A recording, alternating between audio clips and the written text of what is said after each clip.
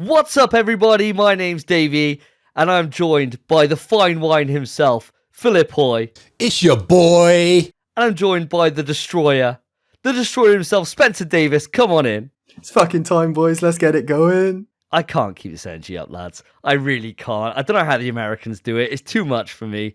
You know, what am I going to say? We got a fantastic show coming up here. What are we going to go through today, Davey? Oh, well, this episode, we're going to be talking about all the quick news you got. The quick news at the wazoo. We're going to be talking about the Final Fantasy Showcase. We're going to be talking about Rumour Has It. We got 2 rumors for you. And then we're going to... No. So let's just bring this back down to earth, all right? We're British. We ain't American. We don't go overly explicitly hype about anything unless it's the Resistance remake, which obviously didn't come to reality. So this episode, we're going to take you through all the usual topics of the show. We're going to go through quick news, go into Rumour Has It, and then we got 2 topics for you. The first one, of course, we're going to be running off the Summer Game Fest reaction. We're going to talk about our rating for it, if it lived up to our hype that we really did hype up last episode. And we're going to talk through the Capcom showcase and see if that exceeded that. And then for topic 2, we're going to break it into Resident Evil 4. And we're going to talk about what we want to see from that game. And we're bringing in special guest Joseph Thomas to the show. He is our #1 fan of the podcast, or self-proclaimed anyway. But the reason why we got him on is because he's the biggest RE4 fan I know. And us guys, we share a very negative opinion on 4. So it's always good to have a bit of a counterweight. But before we get into any of that, guys, I got a question for you. Which one item from video games do you wish existed in real life? It could be any item. It has to be an item. Can't be a weapon. I'm thinking something you like consume or take it anywhere you want. Take it anywhere you want. Spencer, I'm coming across to you for this one. Right, well, my immediate reaction, I had an item in mind instantly, and within a second, I thought, actually, no, I wouldn't want that. And that was the portal gun from Portal. I was going to say that'd be so busted, but then I also thought it wouldn't, because to set up the portals, they have to be in your line of sight. Also, you need a white wall in the game anyway. Maybe it wouldn't work that way in real life, but teleportation, we've always said, would be an absolutely busted superpower. I still stand by that being the most broken superpower you could have in the real world. It would be insane. Teleportation would be insanely busted. Like, any single thing you think about that you could do in your life would be sped up with teleportation. Do you really want to get up from your bed and go take a shit, right? And walk all the way to the toilet? Teleport. Boom. Done. Or do you want to get out of bed and have work in 5 minutes? Chuck on a suit. Boom. Teleport to work. Done. You skip flights. You skip queuing up for passport patrol. You could literally be like, oh, do you know it's raining a bit today? Should we have a barbecue in the Barbados? Yeah, let's go. Boom. Teleport's busted. 100%. 100%. Easily the most broken superpower you could have. And I immediately thought portal gun gives you the same thing. It doesn't. Because unless you set up a portal in work and then set one up at home, which also, by the way, anyone can access that, and it's a constant window into your house and into work, it wouldn't really work. It wouldn't work out quite as I'd want. I'm struggling to think of a different item from a video game that would let you teleport, maybe the ocarina. It's hard to choose because I just want to be able to teleport. I'm so tunnel visioned on teleporting. Can I just also raise, you mentioned about like if you had this teleporter that was from work to home, and you mentioned about like home breakings. My cleaner in my work gets confused when you leave a cup in the wrong place. If you had like some portal to someone's house, I'd definitely have my cleaner in my house at least 5 times a week. Like, easily. Every single day she'd walk in. Hello? Hello? I'd be like, Jesus Christ, Mary. You're in my house again. Get out my fucking teleporter. Every single week, I'd have to deal with that. 5 days a week, Monday to Friday. I'd be like, love, 7 o'clock. Make sure to put on a dressing gown because she's coming in. And she'll be there straight in. Hello? How's it going? Do you want me to clean? No, get back to work. Stop coming in my house. All the time. It'd be a nightmare. Oh, I tell you an item I'd actually love. This would be quite hype. It'd cause a lot of accidents and you'd probably die using it. But rift apart Ratchet's boots to let him just fucking fly across the floor at mad speeds, just kind of roller skating your way, except you're kind of hover booting it. Those hover boots that Ratchet has, those would be awesome. And granted, you wouldn't be able to teleport or actually fly. You'd be able to jump off great distances because you can kind of hover with them and slowly descend. And you'd be rapid. Imagine me working for Domino's like I am now, doing my deliveries on some hover boots. I'd be the fastest delivery person, I would say driver, but I wouldn't be driving, they'd ever have. They would love me. It would just sort my life out, really. Think of all the petrol money I'd be saving. And all the extra money they pay me per delivery, that's just going in my pocket. That's going in fuel for my hover boots. That's the item I think I'd like to have. Well, that makes perfect sense. And it means that you could take that then straight away to like Nike or Adidas and say, look, I got this technology here. Can you replicate this and put this, instead, everyone knows about like Heelys, right? It'd be the new Heelys, but they'd be busted. And then it's not until 5 years' time when the government regulates it, and then your power's fucked then, because you've got to get a driving license to wear your rocket boots. And we get into a whole, if anything, you'll be saving the economy, because you create a whole level of different like instructors for wearing your rocket boots, right? Got your Ratchet boots on? They're like, yeah. Which ones you got? Oh, they're like, I got feelers. Ooh. I really recommend you get some Nikes on that, right? You don't want to go cheap with these. These can explode and they will fuck you up. They'll ruin you. So make sure you get some high quality ones. Oh, okay, all right, yeah. But you got the originals, right? You got the busted ones. They never run out of fuel. They're like cracked. Yeah, that's a great choice. That's a great choice. What about yourself, Phil? What would you go for? Well, Davey, I'm going to go for an item which I actually tried to purchase and wasn't successful. I want Sam Porterbridge's coat. The amount of effort that I've gone through to try and find this coat, to actually find a seller for this coat, absolutely impossible these days, and I just missed the boat. Unfortunately, I got into Death Stranding a little bit late, so unfortunately by the time Errolson Hugh, the designer for Acronym, had released the coat on his website, they were all sold out. So he originally sold them for around £1,500. Now, whenever you see them, they're upwards of £5,000, £6,000, £7,000 for these coats. Imagine I'd bought 2. Imagine I'd bought 3. I missed out, boys. You're such a fucking loser. You're talking about every single item in video games that exists, and you're saying a coat that you can buy in real life that you wish you just had it. Like, can you imagine how much money Spence's rocket boots would be worth? And you're like, you could buy this coat, $5,000 for this coat. You could say literally anything. There's items in video games that literally destroy worlds, and you're like, coat would do me, lads. Simple dreams, mate. Simple man. I don't want to wreck the world. I don't want to change things. I don't want to go portaling everywhere. I don't need that in my life. I just would quite like a stylish coat. Dear God.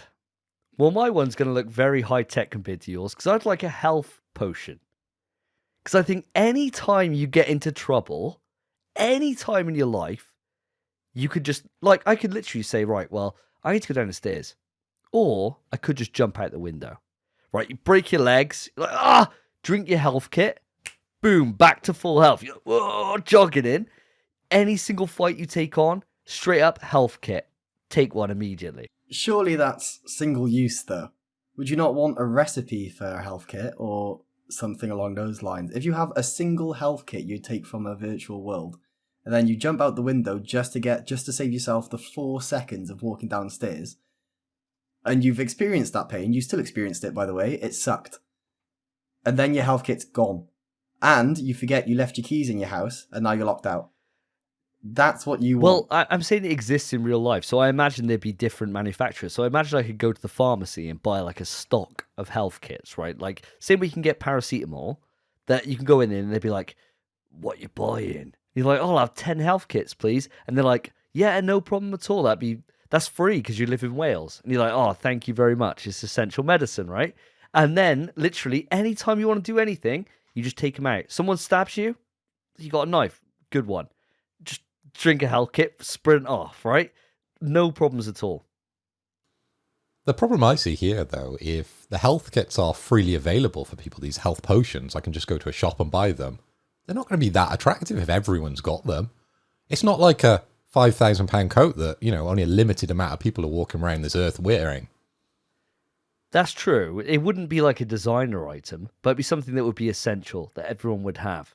And you know that some places, you'd walk into a nightclub and then someone would like bottle you and you'd drink a health potion. Hey, good one. Like you just get straight on with your night, right? It wouldn't matter.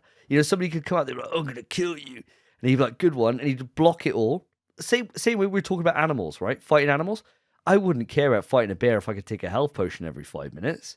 It wouldn't be a problem. You'd see me just go in there with the Shoryuken. I'd go for like a flashy ultra on a bear if I could take a health potion in a second. I've got to 37 and I can't think of one time where I would have needed to take a health potion. But you think of all the times you could have put yourself in life-ending situations, and you could have just gone for it without care in the world. My only example where I think that would be of use would have just been Download Boys when we were trying to watch it and our hay fever was flaring up. That's all it would do, is just fix our hay fever. It would be the new cure. It would be the exclusive only cure for the common cold. That is basically all it would be. And you got to think, if you're on a night out in a situation where there's a fella who's bottling you, he's trying to murder you, all he has to do is kill you more times than you have health potions. How big are these health potions? Are they little pills you take? Are they like fat potions from Minecraft? Are they like the bandages you have in Far Cry, which fix broken arms for some reason? There are so many different forms of this, and you would have to carry it every time and have enough to save you from so many situations that you can't account for. That's very true, Spencer. I'm thinking about it being the one that's like got a cork in the top. You like drink it, and you're like, let's go. That's the way I'm thinking about it, like a classic RPG style. Let me give you an option here, Davey. What about the humble mushroom from Mario? Because technically that is a health potion as such.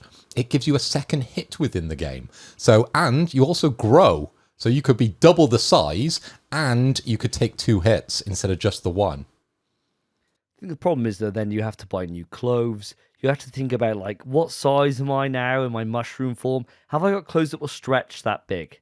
You got so many different problems there when it comes to that. Mushrooms, how many calories are these mushrooms? Are they full fat? Are they not? There's so many things. Can I wear this off without causing myself pain? Do I have to stab myself in the knee to go down to normal size to get through my front door because now I'm 10'5"? All these questions that I don't need to have if I just got a cork with health potion in and I got 4 of them. I imagine 4 would be an easy one to carry in like a belt, like stacked on. And people are like, oh, he's got 4 health potions. Look at him. He's got a bit of money.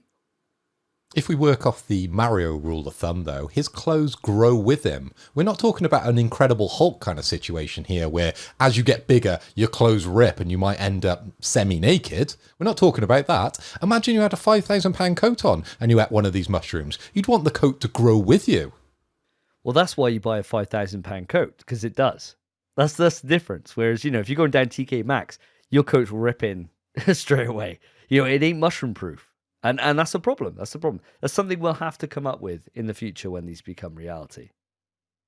Listeners, I'd love to know what you think. Which item should exist in real life from video games? Let us know. Write into the email ps3trust@gmail.com. On that note, guys, I'd love to know, what are you drinking today? Phil, let's spice it up. Let's go to yourself. What are you bringing to the table? Well, Davey, I'm having a sober episode because we drank way too much at Download. We were drinking up the wazoo, out the wazoo, and back into the wazoo. We drank too much. So I need a couple of days now where I can just sober up and get back to normal. I've had a couple of drinks since Download, and they just haven't hit right. So I'm staying off the hard stuff tonight, and I'm just going to hit you up with a bottle we should have taken to Download, but it just lived in my car. I'm sitting on the Buxton. Sitting on the old classic H2O. I like it. Well, difference to you, Phil, is that I was sitting at home, feeling sorry for myself, alcohol withdrawal, the shakes coming in, like hating my life. And then I see this picture of you, and you got your little sun hat on, your Kung Lao sun hat, and you're sharing that you're having a pint. And it was like 2 days after Download. And I just couldn't believe what I was seeing. Well, we are now a full week after Download almost. I'm on the Estrellas, boys. We're back in. We're going hard on this today. I got 6 Estrellas to go through, and then I got a bottle of Jack Daniels, which I didn't drink from download. So we'll see how far we get through it all. And I can't wait to reintroduce myself to alcohol again. After a week of alcohol withdrawal, it's time to reintroduce that to my liver. My liver's going to go into a place of heaven, I think, from having some high-quality alcohol pumped into it. It's never done it any harm, surely. What about yourself, Spencer? What are you on? Well, for me, as you boys said, clearly at download, we had a bit of a mental time. We were drinking every day, all day, just kind of loving life, getting burned under the sun because we didn't put sunscreen on until the 3rd day for some reason. Thinking these nice cold beverages from Davey's brand new cooler will keep us cold. We don't need sun lotion. All we need is a nice cold beverage. Fucking the idiots we are. But we put those beverages away. We had a great time. And after that, I thought, you know what? I'm done drinking for a while. That's me. And then the next day, I went to visit my girlfriend because obviously I'd been away. And she wanted to go to Spoons to have food. And you can't have a Spoons without having a pint. Let's be real. It's just the way it is. Spoons is a bargain. So the day after download, I had a pint. And then the day after that, I had 2 pints. And then the day after, I drank a few buds. And now we're here. I'm already a bud deep and a whiskey and coke deep. I've got 1 bud left, and that's what I'm going to be drinking right now. And then as soon as that's gone, I will be drinking the whiskey that I took to download, but never drank whilst we were there. And that's what I'll be on tonight. To me, Spencer, that sounds like a cry for help, to be honest. It seems like you've gone from just having 1 beer to now at this point it's just building. So by the time we get to the next episode in 2 weeks' time, you'll be like, right, lads, well, I started off the podcast right. I've drunk 14 beers before we began, and now I'm going to do a crate. So we'll see how it goes. And if we get to that point, we might need to think about an intervention, Phil. It's the only way to save him, I think. Yeah, we'll have to keep an eye on this one as it goes on. But that's enough about what we've been drinking in Spencer's alcoholism. Let's move it on to what we've been playing. This time on NPS We Trust, what have the boys been playing? So boys, gonna be perfectly honest, obviously we've been away at download, having a great time together, and since we've been back, I've been with my missus and doing stuff. I've not really spent a lot of time with video games these past 2 weeks. But I know you boys are who you are. I know you'll find time put in the grind regardless. I would love to know what you boys have been up to. Phil, why don't we start with you? What have you been playing these past 2 weeks? Well, Spence, I've only been playing the one game. I've revisited a PlayStation 5 classic in Spider-Man Miles Morales. I never platinumed this the first time through. I think there was 5 trophies which I needed to finish. So I've gone back now to go and get those trophies. So basically go through the game on New Game Plus. And then there was Smash 15 Breakable Objects with the Rhino, as well as beat Finn with the rocket launch game, or the mini game, you know, when they go to the science exhibition. I've been playing this through on the new Performance RT mode, which is quite interesting. So this is the alternative version of the 60 frames per second performance mode that we had originally. So they've added ray tracing by adjusting the screen resolution, reflection quality, and pedestrian density. And it makes this game crisp. My God, it is a beautiful. And I feel sorry for you lads, because from my understanding, you platinum this game the first time through. Well, we had to do the New Game Plus to get the platinum. It's part of the platinum. But yes, we got it very early days. What I'm glad about is that when we got Ratchet and we had that Performance RT mode, I then booted up Spider-Man Remastered. So the one before Miles, so normal Spider-Man, and played in Performance RT. And Jesus Christ, you are not underselling it. It's so good. It looks so amazing to play that game. It's just, what a wonder. What a wonder. Insomniac are working absolute miracles, aren't they? Yeah, and anyone that is going back to revisit this game, either for the trophies or just for lulz, right? Definitely boot it up in Performance RT mode, because as I said, that game just looks absolutely beautiful. It's much better than how I first played it in performance mode, because I played the first maybe 10 minutes in performance mode and I was like, hey, no, they've got a new mode. Let's go to Performance RT. So I saw that instant change, and my God, it's incredible, guys. definitely check that out if you can. I've got to the part where the Tinkerers on the bridge where they steal the new form. So I'm only a couple of hours into the game, but it definitely breaks into one of the greatest songs within the game. So it was a good time. I've left it just play that song out, and then I've saved there. So that's all I've been doing over the last 2 weeks. Well, what a great time to spend your 2 weeks doing that. I mean, what an amazing game. And it's something that I know for sure for me that I'll be going back to when we get to Spider-Man 2. So as soon as we hear the release date, I'm going to want to play Spider-Man Remastered and just play the entire story through, including the DLC. Do that all again, just for fun. I've already got the Platinum, so I've got nothing to gain from it other than just having a fun time. And then probably at that point, do Miles again. Just so I can do that initial fight against Rhino, swing up to that lamppost and just hear the music kick in, because that is just one of the most memorable moments from PlayStation 5 for me. What a great time. Spencer, with the improvements that they've had to Spider-Man now, with it having the same modes as Ratchet has, does it make you interested to go back to this game? Bro, these new modes piss me the fuck off. Because I don't know if you remember, when I first got my PS5, I didn't have a 4K TV. I was playing it on my 1080p monitor, which meant I wanted 60 FPS and I couldn't get 4K anyway. So I may as well play in performance mode, which I did. However, that meant even though it could obviously run 1080p 60 ray tracing, the mode didn't exist. So because I wanted to play it in 60 on my 1080p monitor, I had to play without ray tracing.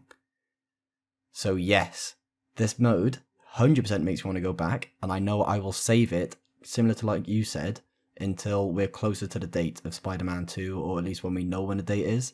I probably want to play Spider-Man Remastered in the same mode, Performance RT, maybe like 4 months before Spider-Man 2. Then I'd play Miles 2 months before, and then we'd get Spider-Man 2 2 months after, and that would just be beautiful. And hopefully that game, they've learned now, and hopefully that game launches with performance ray tracing, and that would be just a delight to behold. I mean, it's going to be a different kettle of fish, because with Spider-Man, obviously, and with Miles, they were cross-gen. So it was very much a case that their full vision cannot be fulfilled.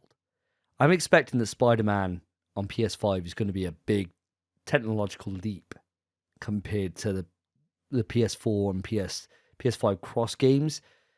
I don't think they're going to be really able to stretch it as much as they do.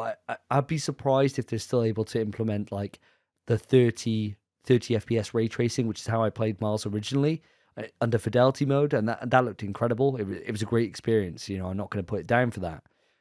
I'd always choose to play like a lower frame rate and have ray tracing rather than not. That's just me personally. I know that's a bit of a swear word to a lot of people that love 60, but for me, I played 30 for years. You know, that's the majority of my gaming career has been 30. I'm not going to sit there and say like, ugh, it hurts my eyes, because I played like fucking 25 years of my life playing at 30. So it's no different other than just everything looks insane. But if you can get 60 in RT, then good God, that's the most busted combo ever. But we'll have to wait and see to see what Spider-Man does. Right, we'll have to hear it now. Davey, mate, what have you been up to with your past 2 weeks? So for me, Spencer, I've covered a game on YouTube called The Evil Within, but I'm not going to talk about that too much. The game that I've actually been putting a bit of time into, and I just finished this week, we're going to talk about it later on when we get to topics, and it's Resident Evil 3. So I played Resident Evil 3 now that it's come to next-gen systems. So I played the PS5 patch. And holy shit. When this game came out, it was before we did the podcast, so we couldn't gush about it, right? The first Resi we had in our podcast was Village. So we couldn't really gush about RE2 or RE3. Fuck me, this game is so underrated. So underrated. It's so much fun. I mean, my first ever playthrough took me just over 6 hours. I did this one in about 3.5, 4 hours, and it was a joy. The entire way through, I put all my items aside, all my, infinite rocket launcher, infinite machine gun, all these weapons aside, and just had a base experience on standard, and just played through the game. And it's just fun. It's just really fun. Now, do you guys want to know about any of the next-gen features or what this game does before I start going into a bit of a ramble? Mate, I would love to know about the next gen features. I'm looking forward to playing these myself. So yeah, fill me in. Tell me what I'm in for, mate. So basically, there's two different modes you can pick from in the menus. So you got one which is a high frame rate, which means the game will run at 120, but no ray tracing, but 4K. Or you can choose to run it at 4K 60, but with ray tracing. Holy shit. That 4K 60 at ray tracing is superb. For a lot of the game, you don't really notice it too much because it's quite a dark game with not much in terms of lighting. You got the odd bits of fire when you're in the starting area in Raccoon City. When you get to the labs in the late game, it shines. It is phenomenal. You get to a door, you see Jill's full reflection coming off the door from the lighting that's behind her. And when you go through corridors where there's lighting on the walls, it's insane. It's literally just all across the floor. It's everywhere. It looks incredible. It looks as good as anything looks today because the lighting is just that impressive. The triggers, the adaptive triggers are great. They're immense. When you go to pull out a grenade launcher, you pull it up, obviously hold L2. You feel that kind of little bit of weight while you pull it up. Press R2, and then when you're trying to push it in between, it's just not giving you anything while she's reloading it, and then you feel the vibration while she puts the next grenade in, and then you're like, boom, and it just fires again. It's so sick. It's so sick. It's so good. I love it. The burst fire from one of the machine guns you get a pistol after you come out of the hospital with Carlos. You get a burst pistol with Jill at that point. And that gun, being able to control it from being a single fire gun to being a burst fire gun with the PS5's R2 is so easy to do. I always remember I was struggling with that on the original game to be able to get it from burst fire to not. Not a problem on PS5. Super easy to tell the difference. It's like a half trigger press compared to a full trigger press. Kind of like Returnal kind of way of doing it. Really, really clever. The only downside to this game is the full haptic feedback. It's really light. You hardly notice it. It's only in certain moments that you think, ooh, I kind of feel that a little bit. But it is quite light. And that's the only downside I can see. Capcom have done a phenomenal job with this. And I haven't played RE7. I haven't played RE2. But it gives me an excuse to dive in and play these games. Obviously, Spencer, you said you were excited to go back and play through RE2. Obviously, it's your favorite one.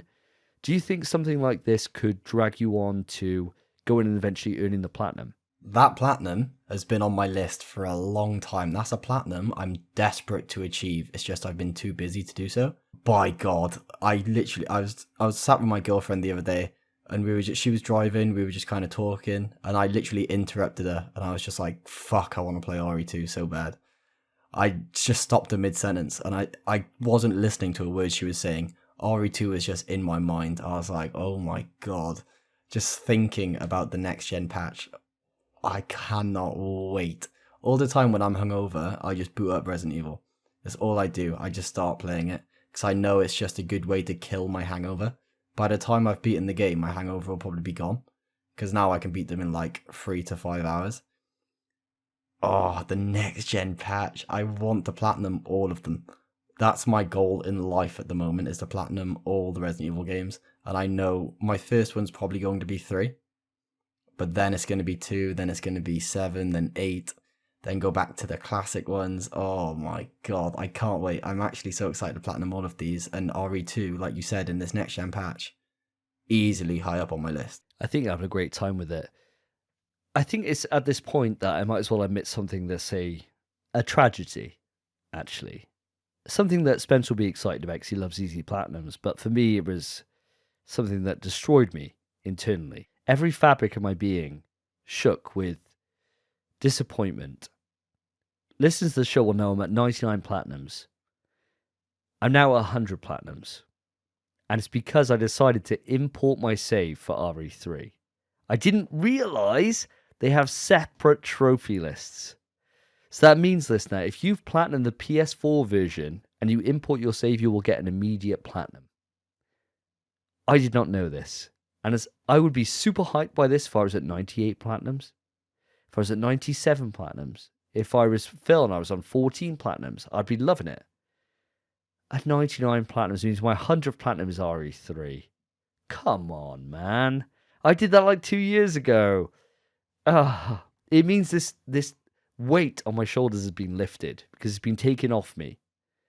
But it wasn't something I wanted. So I've been kind of robbed here. Does the fact that you can get these platinums 2 times, does it kind of change your way of doing it, Spence? Do you think you'll play RE2 on PS4, get the platinum, and then just boot up your RE2 PS5 save? Or do you think you're just going to say, nah, fuck PS4, let's import the trophies I've already got and just earn it one time on PS5? I think for 7 and 3, I'll probably beat platinum the PS4 variants and then change it over. For RE2, I'm happy to just platinum it twice. I think I want to play the next gen patch and platinum that. Then if I'm that keen, I'll probably go back and platinum PS4 version as well. Granted, I probably won't. I'll probably just keep replaying the PS5 version. But I would not, now that I know the next gen patch exists and I could play that, there's no way I'm going to go back to PS4 and beat and platinum the game in that version. Well, I think that's the same way that it worked for me with Ghost of Tsushima, in that I bought the director's cut, upgraded it to the PS5 version, imported my save, and I could have just carried on with my PS4 version and then imported my save, right? And got double platinums. But why would you, when you can experience that game with all the next gen features, with the even faster load times, with, you know, the haptic feedback, with the triggers, with the ray tracing, all these different things? You've only got so much time on your hands. I think why a platinum's great. Double platinum in a game, it's not the same. It's not the same as earning 2 separate platinums, in my opinion, anyway. So what's the point? There's no point. Just stick to whatever version you want to do, get the platinums on it, move on. You got more things in your life. And looking at 2023, we got so many games on the horizon. We're gonna be so out of time. It's gonna be unbelievable. So you need all the time you can get right now, Spencer, to whip through Code Veronica, to whip through Resident Evil 1, Resident Evil 2 Original, all these different games that you've got that I cannot wait to hear from you about, especially when it comes to Code Veronica. I know me and Phil, I bet you're chomping at the bit to ask him about CV as much as I am. It's one of my favourites, so yes, looking forward to that very much so. Let's just get it done, Spencer. Let's see you play Code Veronica. I can't wait. But that's about enough of what we've been playing, guys. Let's move it on to the quick news. Quick news. So for this episode of Quick News, we are going to be doing impressions of video game characters. Spencer, I'm handing it over to you first. I want to hear your impression of Ryu from Street Fighter. A nice easy one. You got such a bad track record. I'll give you something that's really identifiable. I appreciate that, mate. I appreciate that. As the listeners know, as you boys know, my history with these impressions, they're subpar, to say the least. The dog shit. I have a bad history, so I appreciate this. I appreciate this bone you've thrown me. As you all know, I love Street Fighter. I'll give it a go. I'll tell you what, I know which move I'm going to say as well. I wish I could do an action, but I can't. Tatsumak Senpyu Kaku. That's the one no one can pronounce. There we have it. Quick news. Infinity Ward, known from their Call of Duty history, currently working on Modern Warfare 2, is hiring a narrative director for an open world RPG project, something they're not very well known for. Boys, what are your thoughts on this? Do you think they should really be doing this? No. No, if I'm honest with you. I mean, like, let's be real. There's been loads of times in the podcast where we said, like, we really want a studio to go off and do their own thing. You know, we really like what... If a studio never did anything, they didn't evolve, we wouldn't have Horizon, because Guerrilla would just continue working on the FPS genre. So maybe this is exactly what Infinity Ward need to be able to ignite their creative passion and go for it. Now, in modern years, Infinity Ward probably rated a little bit higher than Treyarch, just because they had Modern Warfare, and then Modern Warfare 2, which we'll discuss later in the podcast, looks fucking insane. So Infinity Ward, like they're hitting back on their stride again, like they used to be back when the Call of Duty was in its heyday. Am I excited for it?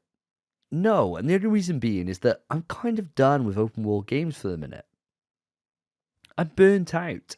You guys were only saying a couple of episodes ago, like, how can Davey go from one open world RPG, one open world to another? I'm done. I'm done for a while. So this doesn't speak to me, but for those that love open world RPGs, Infinity Ward, I'm sure they'll slay it, because they seem to put the extra amount of effort in to whatever project they're working on. That's just my thought anyway. Phil, what about you? What are your thoughts? For me, when I saw this, it definitely caught my eye, because we all know, the legacy of Infinity Ward. We all know the quality and the time and effort that they put into their games. They're the COD games that I've actually played. So for them to be going now in a new direction, hiring that narrative director for an open world RPG project, definitely raises the eyebrow. I'm not massively invested in this straight away, but let's see what happens with it in the future, definitely. What about yourself, Spence? Is this something, obviously you know Infinity Ward's work as well as I do. You're a big COD fan, same as I am. Are you excited to see if they break out from their shell and go in a new creative direction? Personally, for me, I don't think they should, just because they have so much success in the genre they already excel in. They are perfect at making first-person shooters. They smack it out the park every time. There's no need for them to branch out, because they're one of the highest earning developers that exist. They make gangbusters every time.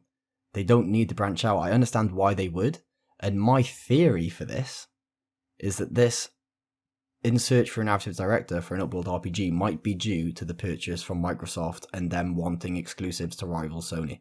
I think that might be what's leading them to take this route. I'm not sure if it's a smart move. Obviously, the contract with Sony is only for the Call of Duty titles, so this would be able to get them to provide games for Xbox without breaking that contract. So this might be their workaround, and of just a way to make stellar games for their platform exclusive. And as we know, they keep getting games delayed every time and time again. It's coming soon, trust me. 2023, yeah. It's coming soon now. Or 2025? Is that okay? Sorry, guys. Infinity Ward, we know. They've been doing COD for a long time. They stick to the schedule. We never get delays, and when we do, it's barely a delay. I think they're putting this trust into Infinity Ward, knowing they can do it, knowing they have the resources, knowing they have the time management and the schedule to do so. And this would be their way to get a stellar game on their system without it getting delayed and pushed back 6 years. That's my theory for all of this. I think that's a fantastic theory, actually. It's something I hadn't considered. You're kind of taking it the same way that Sony did with Naughty Dog, where Naughty Dog split into two separate companies, one doing, well, two separate divisions, I should say, not two separate companies, but two separate divisions, one doing Uncharted 3 and one doing The Last of Us. And both excelled, right? Both were incredible. In fact, some could argue, such as myself and Phil, that Uncharted 3 is the best one in the entire quadrilogy. So you're kind of thinking that they go that route. So they're still working on COD, but they split into like a separate kind of team to work on this open world RPG and kind of just grow the team up naturally through it, but still have that kind of Infinity Ward kind of progress and pushing the bar forward that they're known for when it comes to the COD series. Yeah, that's 100% my thought process on this. I think it's probably the smartest move they could make. It makes a lot of sense for them to do so, and they're just such a trusted developer that they know if any of their studios they bought could do it, these are the ones that could. And I think it just makes perfect sense. I mean, it's a damn shame we'll probably never see it on our platform, because that will be an Xbox exclusive. But anyone with a PC, you can just download Game Pass and just go for it. Pay £1 or whatever the fuck it is these days. Just buy a Domino's and get a free code. I mean, I bought something on Amazon the other day and they're like, do you want Game Pass? £3? No. No. I'm not wasting £3. I'm good. I'm all right for now. But when a game comes out that I really want, like Infinity Ward's next project, hell yeah. I'll buy some random bollocks on Amazon just to get a buy now, pay later code or whatever. Fuck it. Yeah, let's go for it. Let's do it. So, Phil, you're next. And the character I've chosen for you is a bit of a scenario as well as a character. But I hope you'll bear with me. I've chosen to give you the baby from Death Stranding after taking a tumble. Like, he just sounds as if he's in water, right? So I'm going to use a prop. Let me put my top back on my drink. So when you're rattling him around, he's like...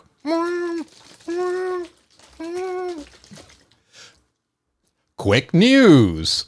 A new Shear Factory Studio update hits PS5 today. Learn how to use your bits and spice up your clips before sharing with your friends. Now, Davey, I want to hear your best Regina impression from Dino Crisis. So the way I'm going to do this is I'm going to try and do it in the same way that like early games from the games that Carly mentioned and Dino Crisis did their animations. So I'm going to try and do their kind of animation while also delivering the line in the same way that Jean from X-Men, which is the voice actress, how she does her line. Ready? End the line for you, handsome. Quick news. Are you a fan of Assassin's Creed? Well, you might have tuned in to the latest Assassin's Creed live stream, which was celebrating their recent anniversary. Well, turns out in that live stream, you've got to tune in to another live stream, which is happening in September 15th. And that's when the new Assassin's Creed is going to be revealed to you all. Where's it going to be set? Are we going to be finally going to Japan? Are we finally going to be a samurai? Are we going to be going back as a pirate? Are we going to be able to play the Pirates of the Caribbean theme tune while we're sailing on the seven seas? Who knows? You'll have to tune in for that. For all of you that aren't assassins and don't give a shit about it, you could probably just wait to the podcast when we cover it. Now, Spencer, I gave you a really easy one last time. Gave you Ryu, someone with a really identifiable quote. I'm going to be really gentle with this one as well. Because I was going to give you someone like Doom Guy, right? Someone who's just like, you got to make like some kind of grunt, or you got to do something like really hard. But no, I'm going to do someone with like the most amount of quotes in probably any video game ever. Give me your best Duke Nukem. It's time to kick bubblegum and eat ass. And I'm all out of ass. Quick news. So boys, the Street Fighter 6 full roster might already be leaked based on this shot. And there's an image depicting. Come on boys, I'm trying to do my quick news, please. I know. I don't have a very deep voice. It is what it is. Come on, let me do my piece. Leave it be. Right, carry on. I'll pull my shot. Carry on, mate. Quick news. The Street Fighter 6 full roster might already be announced to the world, and I'm pretty sure it already has been. There is a screenshot showing off the entire potential cast, and it's now in the dock if you boys would like to take a peruse and have a gander at what characters have been shown. And just let me know your thoughts. Who's sticking out to you? Who do you think you're going to play? Do you like these characters? Are there any characters you wish were there that aren't? What are your thoughts? Fill me in. Phil, mate, what are your initial reactions to this list? Very positive. They look incredible, and I'm happy to see my boy Blanca in there. King of the Wild, he's in there. And then we've also got some new characters, which I'm quite interested. Especially the Chinese lady with the claw. Could she be a new kind of Fang character? Poisons, I'm thinking. They're the ones that have caught my eye. Yeah, it's definitely some kind of Fang variant, isn't it? You know, it's the same way they did with Seth last game. Where they're like, nobody likes Seth. Let's just gender bend him. Let's put him as a woman. And people like it, right? Cool design. She looks way cooler as a woman than she does as a bloke. Way better. She doesn't have those baggy ass sleeves. She's not dancing around like a butterfly. She looks like Lady Deathstrike. She looks cool as fuck. For myself, super, super hyped by this. And this, to me, just rings another bell. Ring a ding ding. Davey was right. I was always saying that this game was going to come in with a full roster. Phil was like, no, it's going to come in with 10 characters, bro. No, I was like, no chance. This game's coming in hard. And this game, this just shows to me, Davey, you're a fucking genius. Oh, I know. Thank you. Cheers. I know. So, looking at it for me, there's only one character for me. It's my boy Ryu. Everyone else, I can get fucked. I don't care. I'm not going to play anyone else. It's only Ryu. But I am excited to see that E Honda, Dalsim, Zangief, Guile, all these characters day one. Because they weren't there for Street Fighter 5. And so, seeing all these, alongside some of the new characters you got here, you know, the Mexican lady down there with the two little stick things, she looks cool. like every character just looks like a really cool, unique design, and they all stand apart from each other. They look awesome. And can we just take a second to appreciate how good Cammy looks? Being out of her like leotard thing, she looks awesome in that, like, she looks proper British in this. Like proper, I'd never guessed she was British before. She looks proper British in this. She just screams to me British. I fucking love her design in this. It looks great. And Cammy's always just a class character. Super, super chuffed by this. I cannot wait. The more we see of Street Fighter 6, the more impressed I am by it. And this is guaranteed to be real. There's no way someone faked this art. This is real. This is the starting roster, guys. What about yourself, Spence? Bro, I'm hype as shit for this. I'm looking at it, bro. My gals, Cammy, Jury, Chun-Li. Oh, baby. I mean, they mixed up Chun-Li a little bit. She looks a bit different. Cammy as well. She doesn't have her legs on show, but that's fine because those jeans are skin tight. You know, it's sound. It'll do the job for me. I mean, by God, these girls, man. Moving aside from my penis. In Third Strike, I mained Akuma. Akuma looks fucking sick in this. Look how beastly he looks. He looks like someone I should worship. He looks like a god. That is hype as fuck. And I know for the fact, I mean, I'm not going to play him in this game. Because I played him in Third Strike just because it was the first game I tried going competitive in. And all I did was jump back Hado in the air. That was all I did. I wasn't even good at the game. That's definitely not your playstyle now. Your playstyle now would be proper rushdown, wouldn't it? I couldn't see you playing Guile or anyone like that these days. No chance. You'd be straight in that ass. There is no way. Immediately looking at this, the characters I like, from 4 as well, I like Dalsim. So maybe I'd toy with Dalsim. One of the Gyals, if they do it for me, like I played Laura in 5 when I played 5. She was awesome. She had those like electric moves and stuff. That was sick. But it's missing some people. It's missing my boy Dudley from Third Strike. I loved him. He was sick. Just getting someone to 1 HP and just throwing the rows behind you and just chipping their health. That was so cool, man. The BM was insane. And we know this game has the parries, similar to Third Strike. I kind of wish it had more of a Third Strike based roster. My boy Sean, chucking basketballs at people. I love those. I just love those moves where you just chuck stuff at people. That's so fun. And it's not like a traditional Hado or a projectile. It's just like a little flower, basketball, it's gone. But aside from that, aside from me missing characters, Balrog as well, my Street Fighter 4 main, isn't in this. Granted, it'll probably be DLC, and he was busted in 5.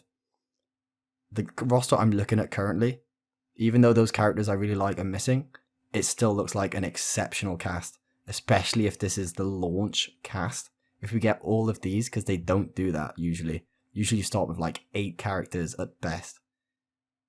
I remember Street Fighter 4 launch and vanilla was peak. It sucked. You did not have much choice for a main. It was horrendous. It was like playing Smash 64. This variation, this variety, this choice for all these characters is awesome, and every character looks so cool, so stylish, so unique. I'm hype as fuck. I cannot wait for this game to release and actually commit to it, hopefully, if it's as good as it looks. Well, this is the big question mark, and I mean, we'll be covering this in quite a bit of depth when we get later on in the show, when we're talking about the Capcom showcase. I'm sure the Street Fighter is going to feature in that, because I wouldn't be surprised if this is probably one of my most anticipated games for next year. And I'm sure that we're all going to feel the same way, but we'll come to that when we get to that part of the show. I think, Phil, for your character that I'd like you to give me an impression of, a character we've kind of likened you to in the past. Sully from Uncharted. I'm Victor Goddamn Sullivan. Quick news. The Square FF7 25th anniversary celebration stream happened yesterday, guys. Davey, I know you're a big FF7 guy. Did you manage to catch the show? I did. And I tell you what, Phil, it blew my fucking tits off. It was incredible. It lasted about 12 minutes in length. And in that 12 minutes, let me just fill you in on what happened in 12 minutes of time. You got FF7 Intergrade, which has been on PlayStation now for a long time. And people are saying, when's it coming to Xbox? Turns out it ain't coming to Xbox. It's coming to PC. It's coming to PC from today, from the date of us recording this show. Absolutely insane. Absolutely insane announcement.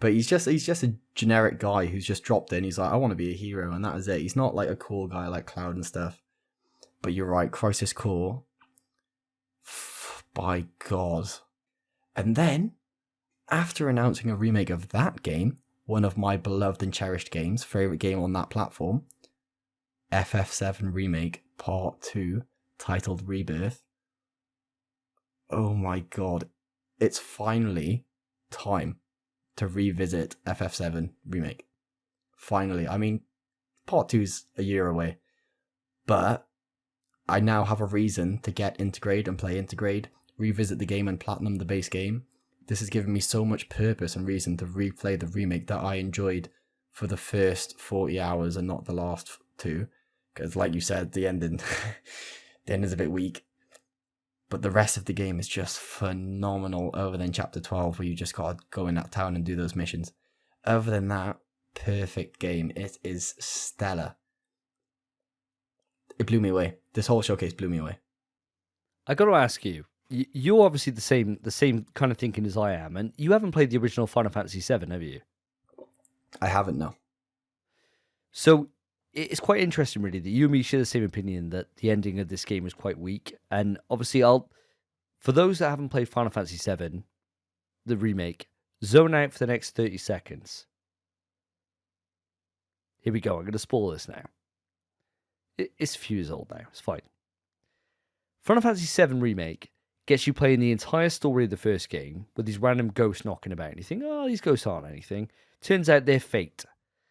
And then you end up going to some Kingdom Hearts thing, and you end up fighting Fate at the end and destroying Fate. And it means that now you're in a new alternate timeline where the Sephiroth you're fighting remembers what happened in the original game and wants to subvert that.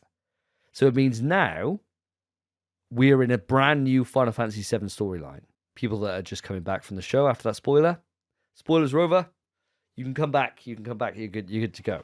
What I'm quite happy about is that now we've had 2 years to sit on this, I'm happy to see where this story goes.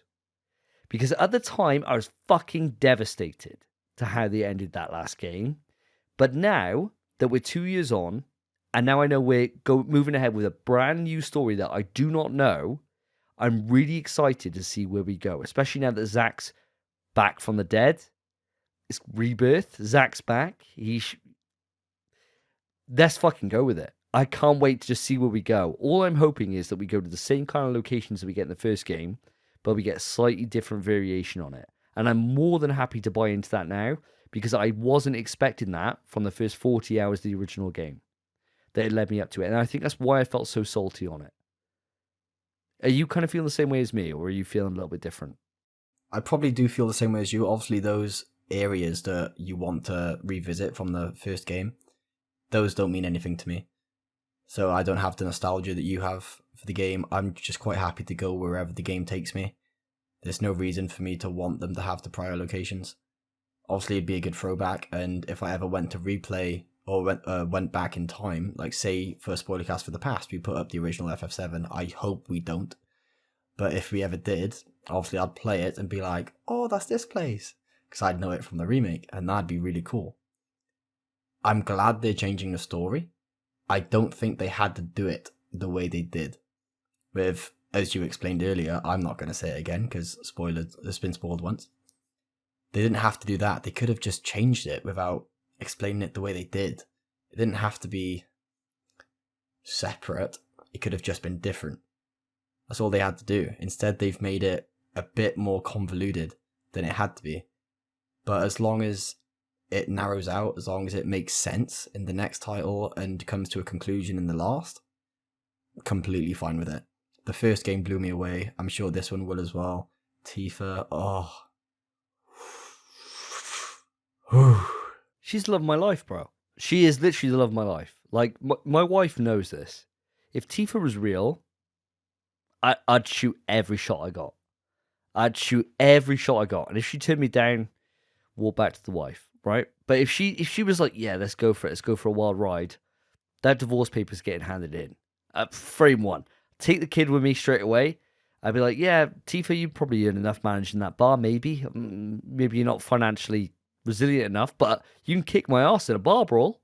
So I ain't ever going to say no to you. Just take me in.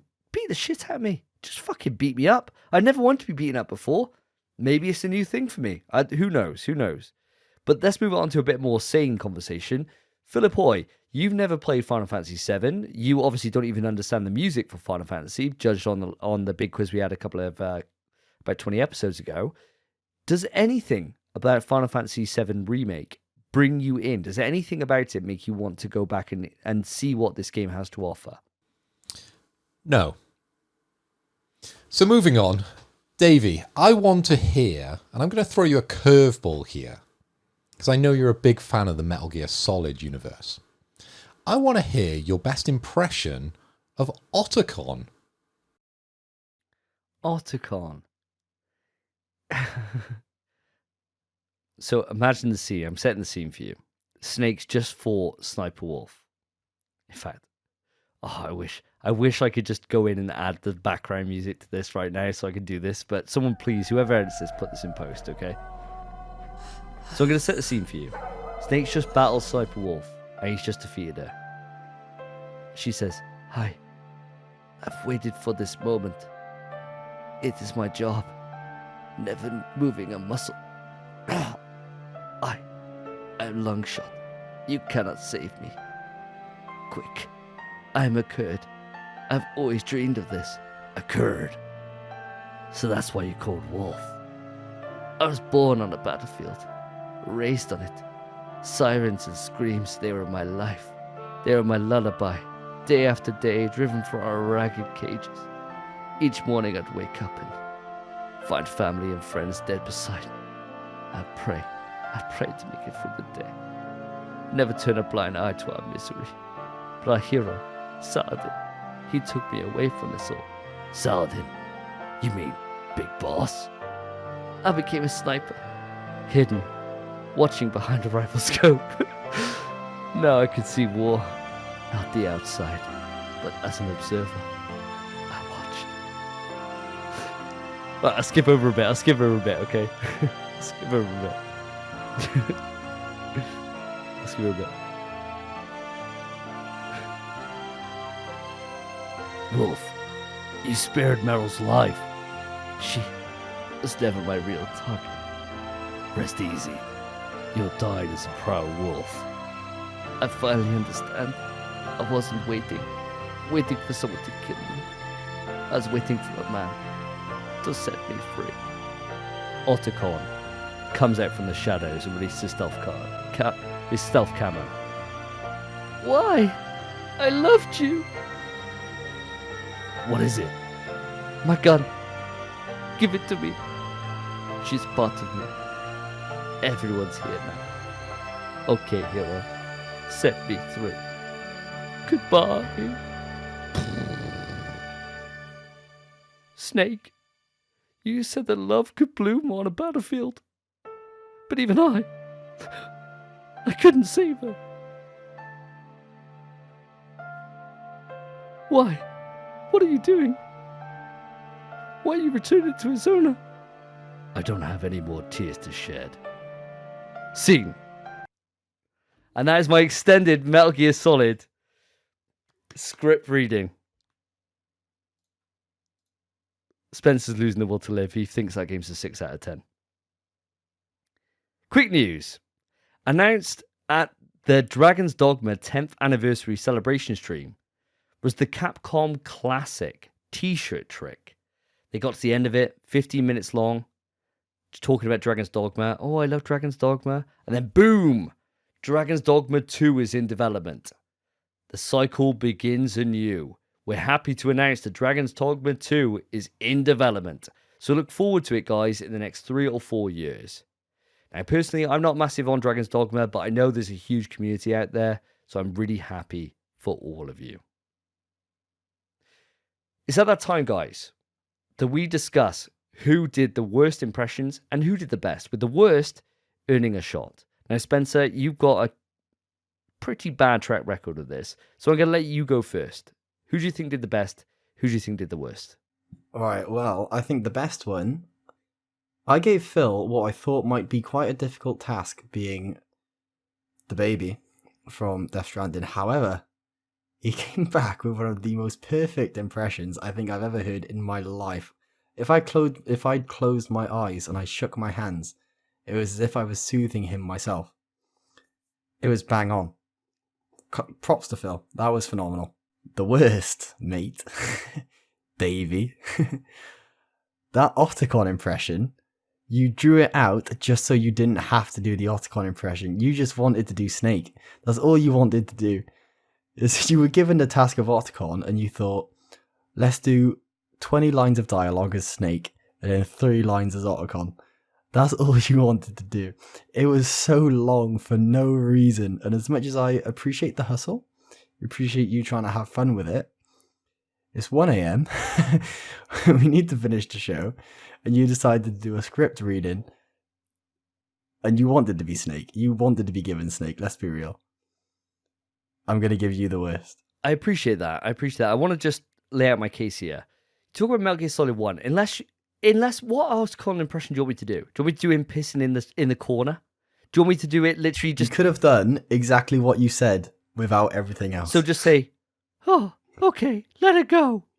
It wouldn't mean anything. You've got to have the build-up with it in Metal Gear Solid. This is Metal Gear Solid. You don't tune into Metal Gear Solid for a 2-second thing. You tune into Metal Gear Solid for a full 20-minute cutscene. I gave you the full game impression right there, and I'm going to back myself up on that I think your 6 out of 10 viewpoint on Metal Gear Solid is showing here, and I think you've done me dirty. And because of that, well, actually, it wasn't because of that. Your Duke Nukem impression of Spencer is fucking dog shit. It is one of the worst impressions I've ever heard. You're like, I'm going to smoke 20 fags a day. Duke Nukem, what you have to do is, you even got the quote wrong. You got it the wrong way round. No, I got the quote wrong on purpose. I said I'm going to try have fun with it, with what he says. I want to say eat arse. That's all I want to say. Could have said, it's time to kill. Dun dun dun dun dun dun dun dun dun. I would have been hyped. Terrible impression. Bin it off. Terrible. Philip Hoy, your Death Stranding again. Smashed it. It was just a great impression. I wondered how you're going to do the baby, and I was thinking, is he going to really show some trauma? Is he going to do like falling on the floor like he was doing with his baby, never soothing it, maybe do a couple of cries? But he chucked the water around. I appreciated that physicality he brought to the role. Again, that physicality playing such an important part in these impressions going forward. Really appreciated it. Thanks, lads. And I've got one thing to say to you guys. Hail to the king, baby. Like, come on, Spence. He's got so many quotes, and it's just a gruff voice. That's all you had to do. I'm sorry, mate. I'm so sorry. But I love Davey's impression of Otacon. I love the build-up. I was there at Shadow Moses while we were going through. It was incredible. How can you not like that? I love this Davis cut of Metal Gear Solid. I want to see the rest of the game. Join my Patreon, Phil. And as soon as I get enough people do it, then maybe I'll revoice the entire Metal Gear Solid and put it up. The Davis cut. You want to hear my Meryl? Snake, take me, Snake.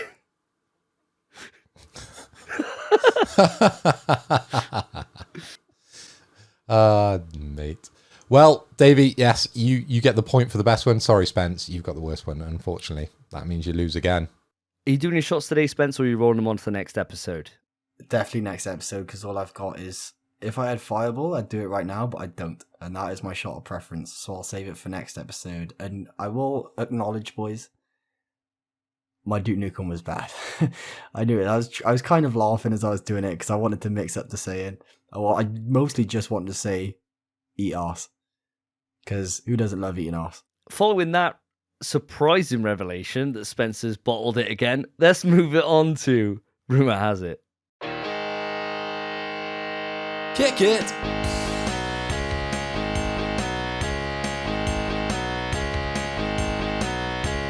Wake up with a rumor and you don't want to go. You ask if it's confirmed and they still say no. Rumour has it that Sony is apparently working on an official new PlayStation 5 Pro controller. And it has some awesome features. Those features are as follows. Removable analog sticks. So say your controller gets stick drift, which a lot of people have complained about. I've not experienced it myself. but a lot of people complain about it. You could literally just remove the stick and get a new one. And obviously it'd probably be a lot cheaper than getting a whole ass pad. Trigger stops, which I don't actually know what those are. We might need to look those up. I don't know what that is. Rear buttons, basically those little paddles you get on SCUF controllers.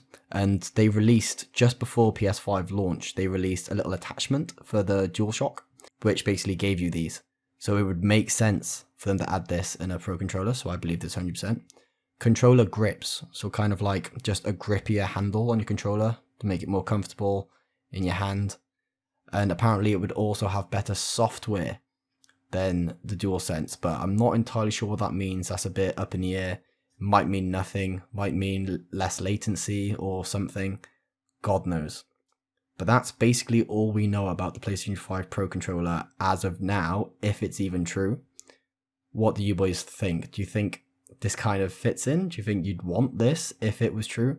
What are your thoughts? For myself, I mean, when you talk about significant software upgrades, for me, I think that means like, you know the way that haptic feedback works, right? And even though I got it set to like extreme levels, I got it set to the highest level, it's not quite strong enough for what I want.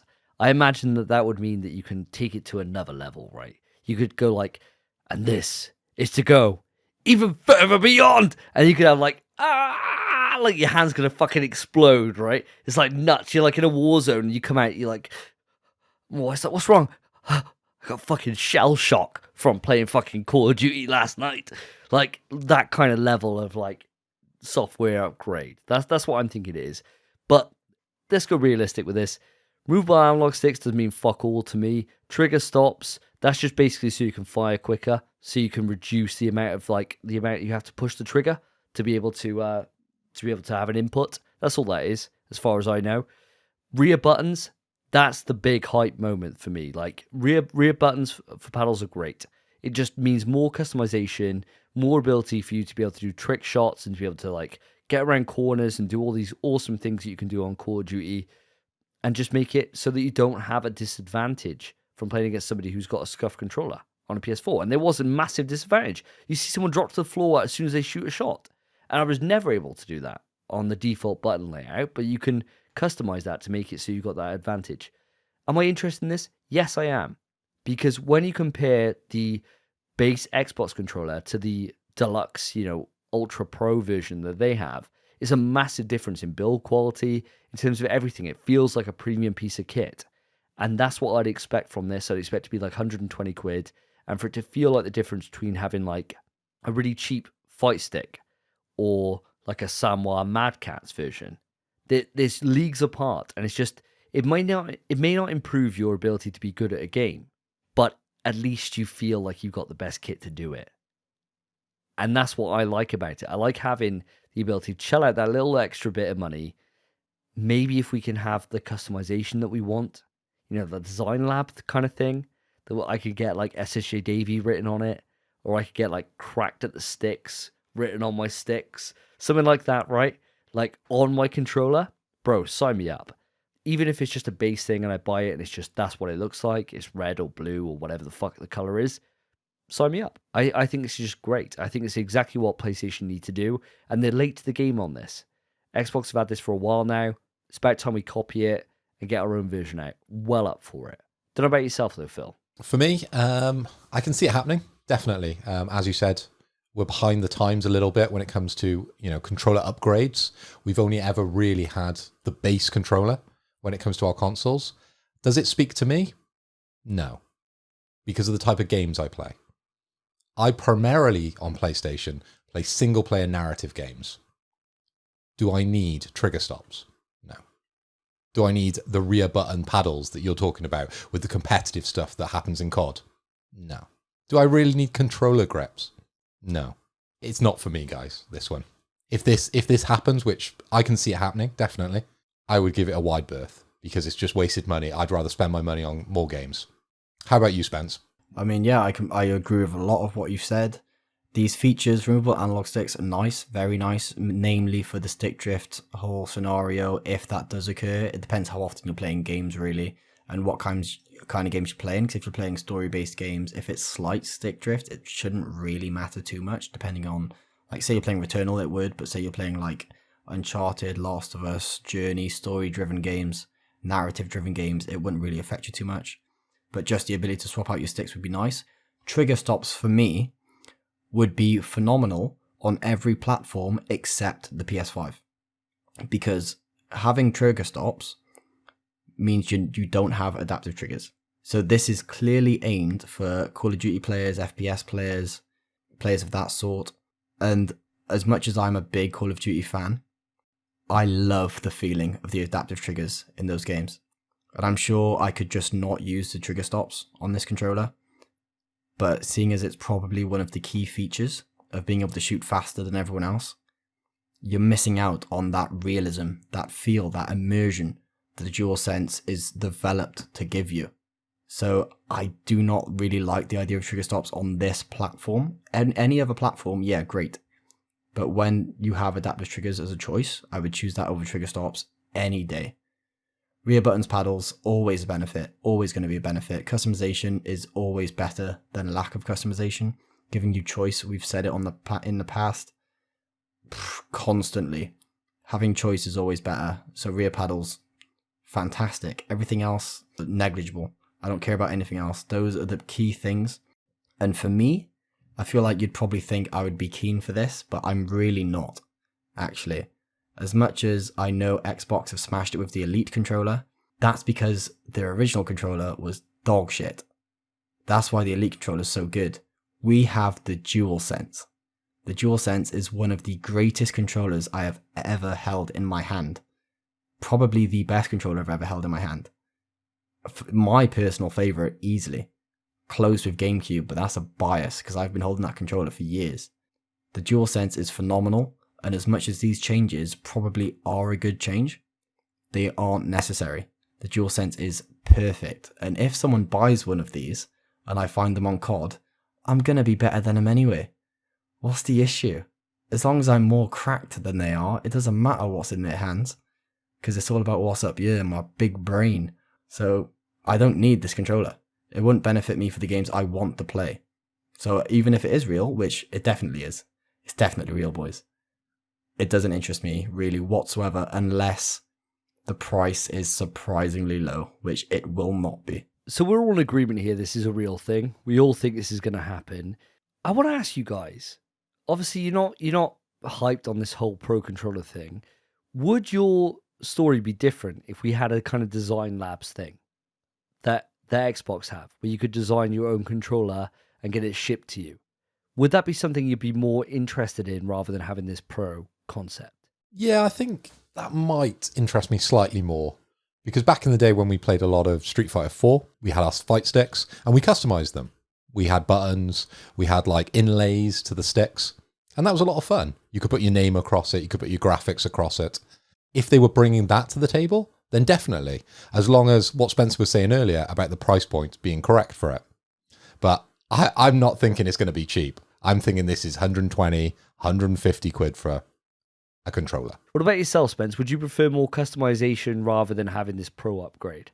It's a weird thing for me because I like customization. My GameCube controller has my tag on it, Spenpie, along the top, and it's a nice kind of fade in black to purple. Love it. I bought this controller after winning a tournament. I thought, what do I spend the money on? I'm cracked now. I've just won my first tournament. Let's buy a custom controller so people know who I am. That's what I did. In terms of a PS5 controller, my PS5 is namely for single player experiences. I am not going to be taking my PS5 anywhere. I'm not going to be taking my controllers anywhere.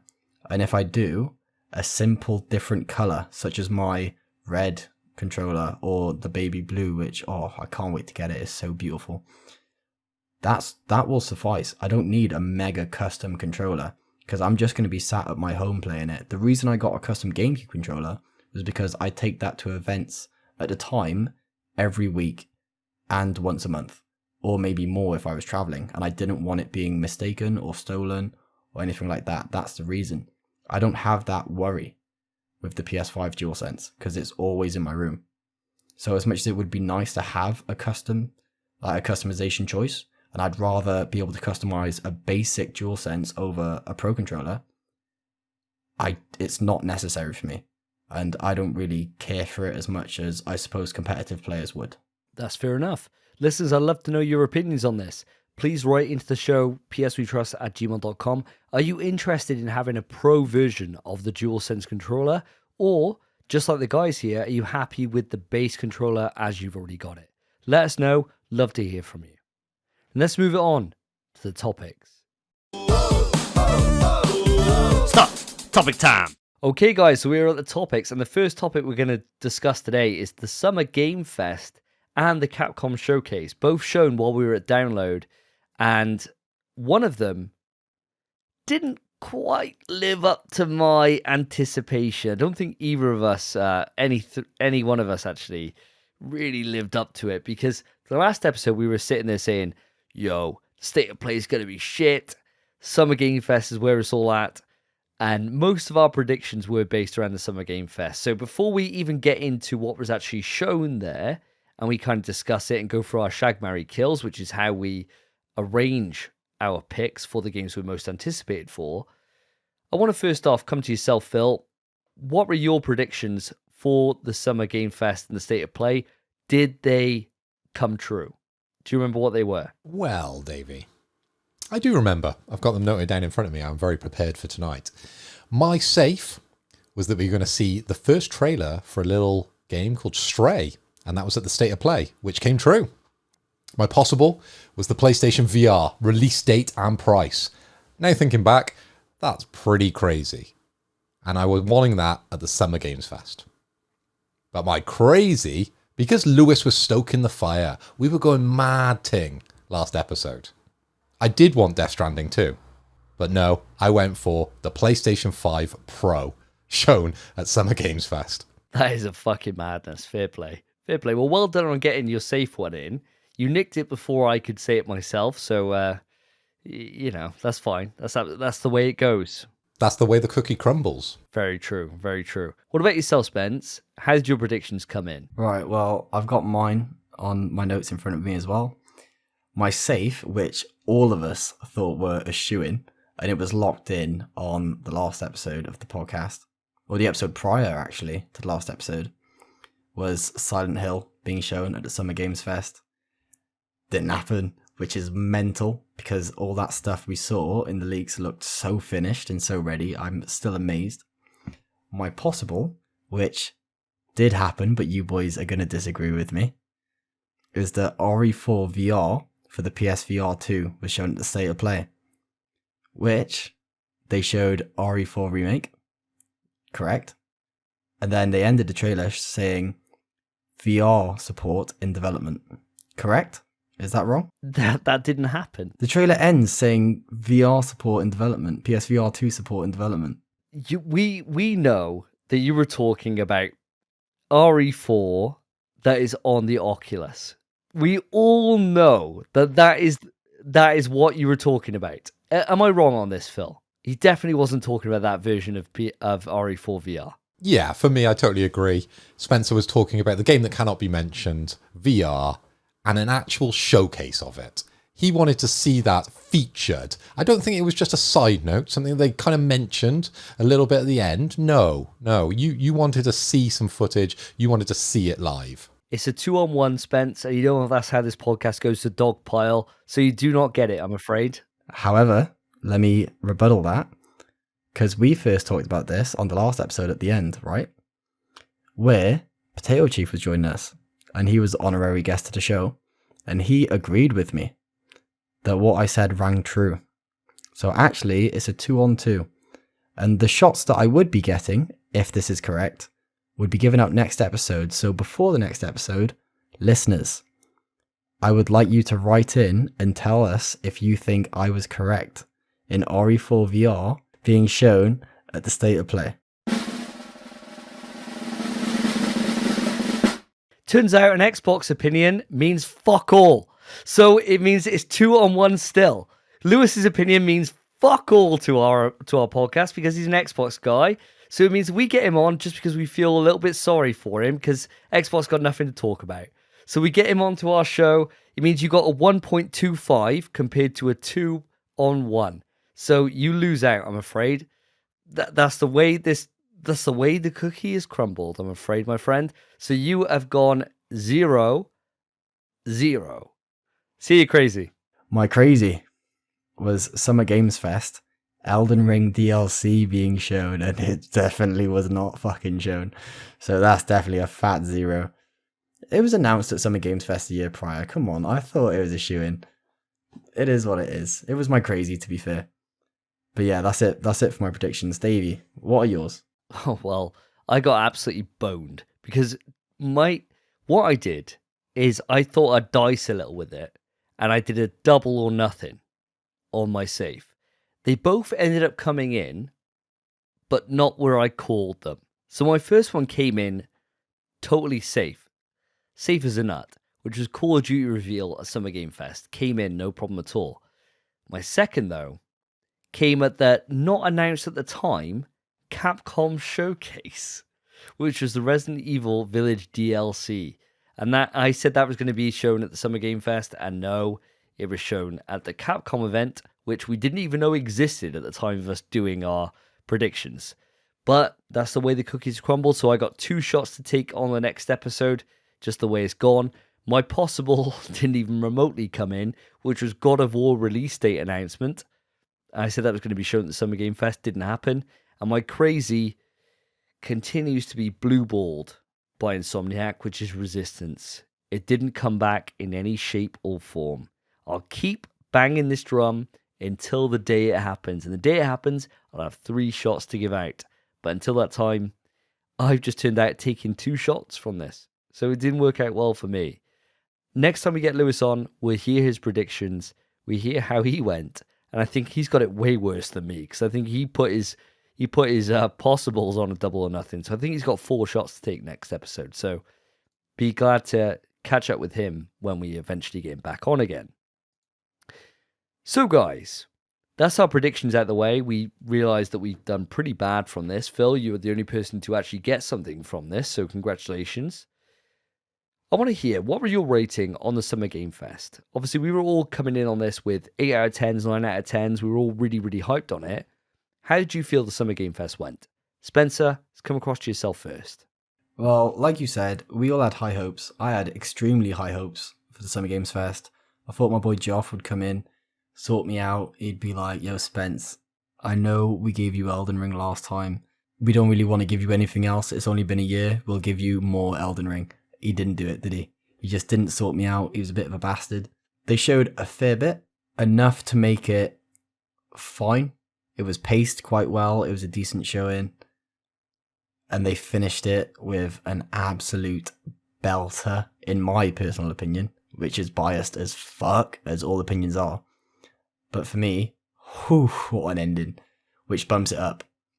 Still quite a shite showcase for me. So after that, I think I'm just going to give it a straight 6 out of 10. Wow, you're going for a 6. Okay, all right. What about yourself, Phil? How did you fare on this one?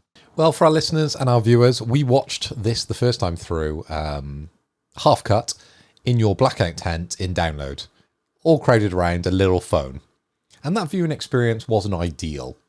But I got a sense from the Summer Games Fest that there might be a few hidden diamonds, and we'll get onto those later. The show started well, started strong. A couple of really, really big hitters in there for me. And then, of course, the ending, as Spencer's alluded to, was great as well. The bit in the middle, quite middling. Quite a lot of games that, meh, not really interested in. So I think I'm going to give this an average rating. I'm going to go for a 7 out of 10 on this one. How about yourself, Davey? I think I'm going to echo those thoughts, Phil. I think this is straight up a 7 out of 10, maybe an 8. Just because there was 4 trailers there that really, really excited me. 4 that I thought were really, really strong. The rest of it, like you said, there was a bit of dull time that it didn't really grab me. You think about a 90-minute press conference, 4 trailers or 5 trailers that really I'm interested in, that really ignited my passions. Great. That's not bad. That's not bad. I'd go in for a 7 out of 10. So it didn't quite live up to the heights that I was expecting from my 9 out of 10 that I was predicting. 7 ain't too bad. So maybe it was a little bit more of a dose of reality compared to what I was predicting in my predictions, you know? So later in the week, we then moved on to the Capcom showcase, which was an absolute fucking blinder. Now, when we do our Shag, Marry, Kills, I wanted to separate the Summer Game Fest from Capcom, because I think we got enough to talk about in Capcom there for our Shag, Marry, Kills. Do you want them included as one entire thing, or do you want it to be Summer Games Fest and then we move on to Capcom? How do you feel they stack up? Because to me, I think they can stand on their own. Completely agree. I think there's enough in the showcase for a Shag, Marry, Avoid, or Shag, Marry, Kill, I'm sorry. And then, of course, we can pick up some of the highlights afterwards with the Capcom showcase. What about yourself, Spence? For me, I would have liked them to be combined, just because for me the state of play was dire. A lot of state of play didn't really speak to me, so it'd be beneficial to me if they were combined, but I understand how they could be separated. So you boys, if it's 2-1, then it is what it is. Okay, so what we're going to do then, listeners, we're going to do our Summer Game Fest Shag, Marry, Kill, and then we'll just summarize with the Capcom showcase before we move it into topic 2, which is where we bring on Joseph Thomas and talk about Resident Evil 4.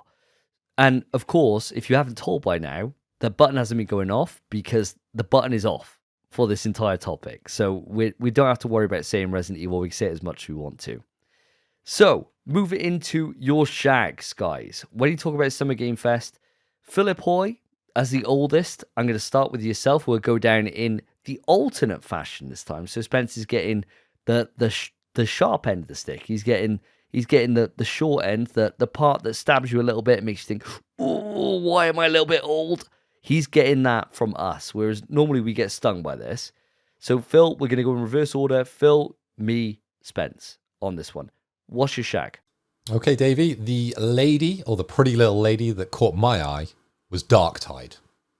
And yes, I've picked another Warhammer game, haha. I always seem to pick these games because I have a long storied history with the franchise, and I always think they're going to be better than what they actually turn out to be. Yes, we know. But this one looks as if it's got legs. It's from an excellent developer, Fat Shark from Sweden, who made the superb Vermintide games. But this one's in the 40k universe. It's 4-player, cooperative, and you defeat wave upon wave of AI-controlled enemies. Rather than just a pre-made character, the game also allows you to customize class and appearance and gender. There's 4 classes: the Veteran, the Zealot, the Ogryn, and the Psyker. Clearly I'm the veteran on the team. Lads, which one are you? This game's coming out in September 13th, 2022. Are you going to be joining me on this? I don't think so. I really don't. It's not that I don't like 40k, because I do. I think for 40k, my mind is just stuck on Space Marine. And that's all I want to see more of. And I'm gutted we didn't see more of it, to be honest with you. I really thought we would see it here, and we didn't. And that's the game that, when it comes to 40k, that's all that I'm taken up by. I can't wait to be a Space Marine, to go in and shoot these bugs. And without that, it just didn't really appeal to me too much. So, I'm sorry, Phil. I think you might be on your own on that one, as far as I'm concerned. Don't know about yourself, though, Spence. For me, I got no interest in Warhammer whatsoever. Phil, mate, I love you. You're a dear friend of mine. But I'm a busy fella. You know, I'm struggling to find time to play the games I want to play, let alone a Warhammer game. It would have to come out with some insane, cracked trailers in order for me to join you on that. And until it does, it's going to be a pass for me. I apologise, my friend. Well, listeners, if you do want to join me on Darktide, our email is inpswetrust@gmail.com. Hit me up. Maybe we can set up some game nights. So my shag should come as no surprise to anybody. It was Call of Duty Modern Warfare 2. That extended gameplay demo blew my mind. I can't believe what I'm seeing here. Infinity Ward blew it out of the park when it came to Modern Warfare. That single-player story was one of the best single-player shooter stories I played of last generation. It was incredible. It was actually phenomenal. What a great experience I had. Multiplayer wasn't to my liking, a bit campy, but the single-player story was sensational. Seeing that demo in 4K changed my entire perception on that game, because we watched it, as Phil alluded to, we watched it in my tent, and it was about 140p, maybe, max. When we watched it on my phone, it was horrendous. I couldn't really get an idea what was even going on. As soon as I got home, put that on in 4K, I was spellbound by it. I couldn't believe what I was seeing. It was a feast for the eyes. And I cannot wait to start unloading some rounds into some terrorist Russian scum come Modern Warfare 2's launch in October. I can't wait. I'm so impressed by it. Spence, you're a fellow Call of Duty player, same as myself. Were you suckered in by this gameplay the same way I was? I wouldn't say I was suckered in. I mean, for me, it just looked like Call of Duty, which it is. I mean, I love COD. I adore it. And that trailer, I haven't seen it since. So that's probably the reason why I'm not as excited as you are. If I watched it in 4K right now, I'm sure I would lap it up. I'd be like, I'd be so keen for it. But as it goes, that was the last time I saw it. And it was, like you said, 240p, 480p, 140p, crusty resolution. I mean, I'm keen for the game. I'm 100% buying it at launch because, let's be honest, that's what we do. We buy COD every year now. It's just a tradition. It's a ritual. We buy the game, play it for 2 months, get a platinum, and then we put it to bed. That's just the way it goes. And I know I'm going to adore this game, but I'm kind of in the camp of I don't really care what they show me because I know I'll buy it. I know I'll love it, and I know it will be put to bed relatively quick. Fair enough. I mean, Phil, you've seen the trailer, same as I have, in higher definition from how we watched it in my tent. To me, I found it really impressive. I thought the way that the water was like washing over the deck and the lighting that was shown there when they were moving around the internal compartments with the gunfire, the screams, kind of everything to me just screamed like the next definition of Call of Duty. It looked like a true next-gen experience to me. You're not a COD guy per se, but were you impressed by this trailer? Same way I was. You say I'm not a COD guy. I used to play quite a lot of Modern Warfare back in the day. And I think this game might have changed my mind about the Call of Duty series. I was massively impressed with what they shown. It was incredible. Blew my socks off. I watched that trailer like 3 or 4 times. I'm in, guys. I'm going to get COD. Yes! I cannot wait to get the whole In PS We Trust family together. Join the same clan. Let's just go out. Let's kill these terrorists. I cannot wait for us all to join that together and get on it. I'm glad you feel the same way as I do, Phil. I thought it was absolutely incredible to see that gameplay. It was a massive step up from last year's Call of Duty, and it was beautiful. It was actually beautiful. It's going to be a treat for the eyes. And that is my shag. Spencer, as the youngest member of the podcast, round it out. What is your shag? My shag, it might be a surprise to you boys, but it probably shouldn't be.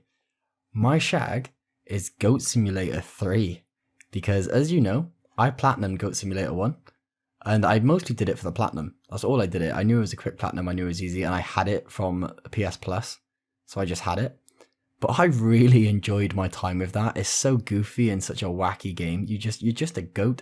You just lick boulders and you can pull them into people's barbecue parties in their back house and just murder everyone.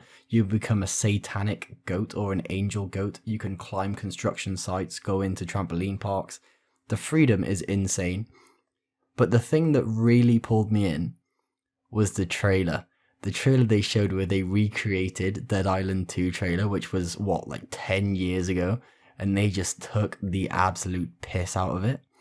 That is phenomenal. The way they did it was great. And I didn't even know Goat Simulator 2 existed until this showed up saying Goat Simulator 3.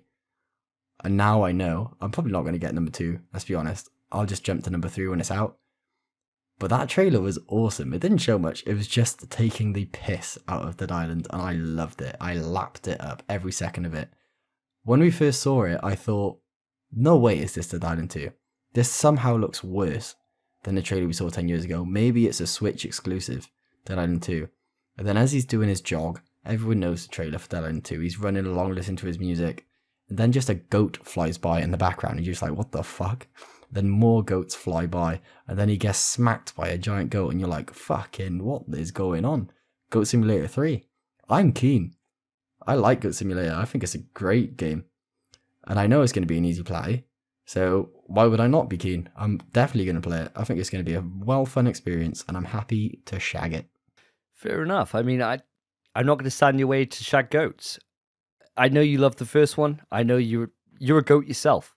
So why wouldn't you stick with this, you know? That goat mentality. From one goat to another. Let's go for it. I appreciate that one. It's not going to come up in my list. I'm not really too interested in it. I think there's other games that could get into my shag list apart from that. But I'm interested now to see what we're going to have in our marries, because there's so many games to pick here. And it looks like at the moment, we got a huge selection ahead of us. I think all of us are going to get our marries here. So, Phil, back round to you. What is your marry from the Summer Games Fest? Just going off on Goat Simulator 3, I've just done a quick Google. There wasn't a Goat Simulator 2. Oh, it didn't happen. It's a confusing title purposely, apparently. How mad is that? So meta. The trailer wasn't Dead Island 2. It wasn't Goat Simulator 2. It was Goat Simulator 3. Madness. Those boys are sipping the crazy juice the same as Lewis. Wacky. So, guys, for my marry, and I think this one's probably quite an obvious one. It's the last. No. It's Teenage Mutant Ninja Turtles Shredder's Revenge, because I am going to marry this game. It's the type of game I absolutely love. From a kid growing up, my favourite games, going all the way back, have always been side-scrolling beat-em-ups. And this one looks incredible. I've got it on order, so I'm going to get the physical edition. And within this trailer, we got introduced to my boy Casey. So that's 4 turtles you can play. April, Splinter, and now Casey is now playable within the game. You can play it 6-player, which, for me, that's mind-boggling. And it's out now. We should all get on this. Well, Phil, I've already bought it. So I've got it there installed on my PS5, ready to go. That means that Spencer has access to it as well, because we do game sharing. So all we need to do is set up the night and game on. Because you know that I can't resist being Raph. So if I could be Raph, we could just go in, pick up our own turtles, and go for it. We've been talking about this game for a long-ass time. In for it straight away. And if you buy it immediately, you get the PS Plus discount. So you get an extra £2 or £3 off the game. So I got it for £17. What an absolute steal to go in and play as the Turtles. And it's had phenomenal review scores. So sign me up. I'm already in. I'm already in, guys. I'm waiting for the date from you boys. For me, boys, let's be honest. TMNT is sick. We've been eyeing up this game for a long time. We bought the game on your library, but I can share it, which basically means I own the game as well. You did the same thing for Sifu, and I just platinumed it, and it gives me the trophies. It's crazy. Game sharing's busted. I'm hype as fuck to play this with you boys. 6 players? Who has that many friends? That is insane. I don't know who is playing 6-player mode, but I'm grateful it exists for those popular few that can experience that. I'm quite grateful just to be able to play it with you boys. Sure, maybe we'll get Willard in for a 4th. God knows what we'll do, but I know it's going to be fun. I love Streets of Rage. I love Double Dragon. I love the side-scrolling beat-em-ups. I remember back in day, my brother, fresh out of prison, he came over. Little story there, but we won't go into it. Fresh out of prison, he came over and he's never played video games. But whilst he was in there, he was playing. They have Xboxes and PlayStations in prison, by the way. It's mental. He came out. He told me he literally just played COD every day. Insane.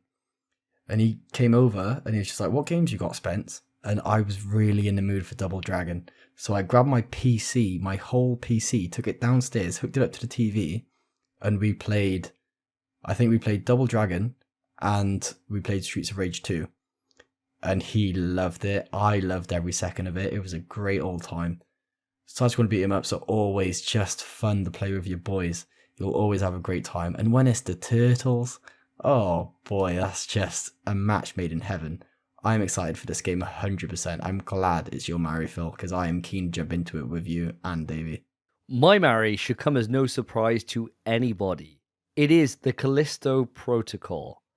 What a game. So the Callisto Protocol is an upcoming survival horror video game, which is done by Glenn Schofield. So for those of you that are into your Dead Spaces, he's the guy who created Dead Space for EA. So they split off from EA after their studio got closed down, and they formed Striking Distance, which is the studio who is developing Callisto. It's out December 2nd, 2022, and it just looks exactly what I want from Dead Space. So we're getting Callisto, and then a couple months later, we're getting Dead Space Remake. And I remember when we were in our tent watching this trailer, as soon as he did the stomp, the Dead Space stomp in Callisto, me and Spence popped off. Because we love Dead Space. So to see that come back, and for it to have the same kind of death animations, and for it to look like a different kind of gameplay experience than Dead Space is. Very much a case of you're shooting people, they're kind of reacting to the bullets, whereas the necromorphs, you're cutting the limbs off, and that's all you're really doing with them. But to have the kind of kinesis, and to have the slow down, and to have everything that Dead Space has, but to have it in this, bro, easy, my Mary. I cannot wait. It's gone into being one of my most anticipated games of this year. I cannot wait to see what Striking Distance do, and to see them bring Dead Space into the next generation before we get Dead Space Remake. And I'm hoping to God that EA are taking notice of this and thinking, fuck, they're out Dead Space in our Dead Space. We got to do something about this, because this game looks sensational. Cannot wait. And we are, as I was saying last time, we are eating good for survival horror right now. We are eating so good. And I'm going to cover this on my YouTube. I'm sure we're going to do a spoiler cast on this. This is going to be something that I'm sure all of us are excited by. Spence, as the Dead Space guy yourself, thoughts on this one? Bro, the second they did the stomp, oh my god, I couldn't believe it. Such a sick thing to watch. I remember the trailer started and I thought, I've seen enough Callisto Protocol, I don't need to see any more. I know what I'm getting into, it's fine. And then he stomped. That was it. I was like, oh my god. Did the stomp, showed off the powers, the kinesis, everything. Oh my lanta. You're 100% right in saying the enemies are like different, they kind of react different. You used to have them just kind of run at you with their long spiky limbs, you just shoot it off, and then you got to see them like crawl. That was awesome. But now it's like actual enemy reaction, more akin to like Resident Evil and such. It's just a hype experience, and I love Dead Space. I adore Dead Space. It was probably my entry into survival horror. And the fact that we're getting a brand new version of Dead Space survival horror in a new title for the PS5, oh my god. It's mind-blowing. 100%. I knew it would be a Mary, and it would have been my shag. But I saved it because I knew you wanted it. To be fair, if it wasn't for the other game, it would be my Mary as well. So yeah, I am well keen for this game. Super excited. And every time I see it, it makes me want to go back and play Dead Space. What about yourself, Phil? Any thoughts on Callisto? You are very welcome, Davey. And I left that one specially for you because it's a game we all love. We've all loved from the minute we heard about this game. Every trailer, every second of it was just incredible. I'm in for the ride straight away. And I've never played any Dead Space games. I'm hoping that we get to nominate one of those in the next spoiler cast from the past, possibly. Once I win, of course, when Half-Life wins and we get through that process. But during the trailer, we got to see some sections where we went to the medics bay and we also went to the power plant. And my God, 100% I'm in, guys. That game looks epic. And looks scary as hell as well. The original Dead Space was like cack your pants level. It was fucking terrifying. Walking around the Nostromo. Is that what it's called? Is it the Nostromo or is that from Alien? What's it called, Spence? Can you give it a quick Google for us? In fact, I can't believe I'm having to Google this. I should know this. It's not the Nostromo, that's from Alien. It's from Alien, definitely. Oh my god, I cannot believe it's going out my head. I'm going to have to play a jingle. Got to fucking play a jingle. I don't have a fucking clue. Nothing else to do. So that's all ask Google. Spencer, please clear this up for us, please. This do my head in. Oh, bro, it's going to piss you off when I tell you. I know you know that. Because I forgot what it was, and the second I saw it, I thought, fuck, of course it is. The USG Ishimura. Ishimura, oh, fuck. That's something that if that was a big quiz question, I'd be kicking myself in the arse for not knowing. I cannot believe I couldn't remember it, especially as you go back there in Dead Space 2, and it's like it's like the Shadow Moses moment on Metal Gear Solid 4. Oh my god, so hype, so hype. Yeah. Oh man. Oh, so hype. Oh, can't wait. Yeah. So as I was saying, Dead Space walking around the Ishimura is terror. It's just every moment you got it. Unlike RE, it's very much like jump scares. It's very much jump scary. So you're walking around and it's like it just be dark, like fucking pitch, and you just have a light going off, like, and you hear just rumblings all around you, and you're like, where is it, right? And you got like limited field of view, even though it's third person, and you're like looking around, you're like, nah, it's fine. And all of a sudden you hear like just a vent just go, poof, and they're just out, and you're like, oh shit, firing. It's very much that kind of atmosphere, and I cannot wait to get back into that kind of panic terror that, like, say something like Dino Crisis tried to emit. This is it in Dead Space. Is perfected. It's perfection in that kind of survival horror mantra, but very much still like limited resources and using your resources carefully to get you through that encounter and using them smart, like shooting off an enemy's limb and using kinesis to pull that towards you and impale the next enemy to save your bullets. So good. It's perfection in survival horror. It's perfection. And this team, the perfect team to realize what survival horror can be and to level up Resi, because this is the team that can do it. They're the only team that can do it, in my opinion. Cannot wait to see what Strike Force do. That's enough on my shag, because I could talk about it all day, and we've only got a few months to go until it's out. Spencer, it's going to be no surprise to anybody. We've all saved it so we can make sure. We've all looked after each other on this shag marry so far. Obviously, we got our kills to go, so I think we're all going to be fighting on different ones on that. But Spencer, what's your marry? Well, mate, Phil, mate, you gave me a heart attack when you started saying it, and I'm very grateful you didn't stick with it. Because, boys, let's be real. We all know what it is. It was easy. Oh my god, Last of Us 1 Remake. Oh, I would happily, they could have showed me the remaster again, and I'd be like, yes, please. Yeah, I'll buy it again. They've remade it. If you look at the character models, Tess looks literally like a different woman. She looks fantastic. It's now in like, it looks akin to Last of Us Part 2. And I know that's the reason they've done this remake. That's why Last of Us Part 2 is called Part 2. So they could go back and name it Part 1. They know exactly what they're doing. This looks, oh my god. It's a biased opinion. 100%, we all know it. But everyone's keen for it. So keen. Last of Us 1, it only came out like less than 10 years ago. It doesn't need a remake. I'll be the first to say it does not need a remake. The game originally, if you go back to PS3, it looks a bit rough. It does look a bit rough. Me and Davey went back and played the demo a while ago. It doesn't look amazing. The remaster on PS4 holds up super well. Extremely well. It does not need a remake in the slightest. Are they making one anyway? Yeah. Am I buying it anyway? Collector's edition. Yeah. Damn fucking right I am. I adore this game. It's my favourite game of all time. Obviously going to be my marry. I cannot fucking wait to beat it 5 more times and just platinum it again. And hopefully it doesn't have any dogshit multiplayer, which I'm pretty sure we already know it won't. And the platinum's going to be juicy. It's going to be nice. And I can just experience the breathtaking story that is The Last of Us 1 again in 4K 60 ray tracing with haptics and adaptive triggers. Oh my god. I'm buzzing, boys. You know I'm buzzing. You knew full well before this even started. Let's get it. What do you boys think? Are you boys hyped for this game?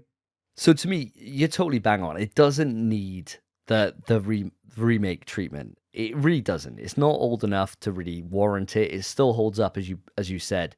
But I think for us to be able to see the performances that like Noah North, Troy Baker, Ashley Johnson, that they put into this, and to really see that come to life in updated graphics with actual proper facial animation, let's just bring it on. I can't wait. I'm so excited to dive back into it. And like you already said, without the multiplayer trophies there, this is going to be something that I actually platinum. The rest of the year's stacked already. We got Forspoken coming up. We got Stray coming out in July. And then we got a couple of months down the line, and we're talking about Last of Us 1. Fucking hell. Can you imagine if God of War comes out in October? What the fuck are we going to do? Where's our time going to go? Like, what am I going to do with my life? Why is PlayStation so stacked, man?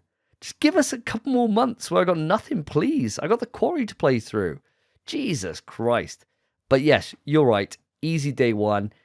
If there was a good collector's edition, I would go for it. There isn't, so I'm not.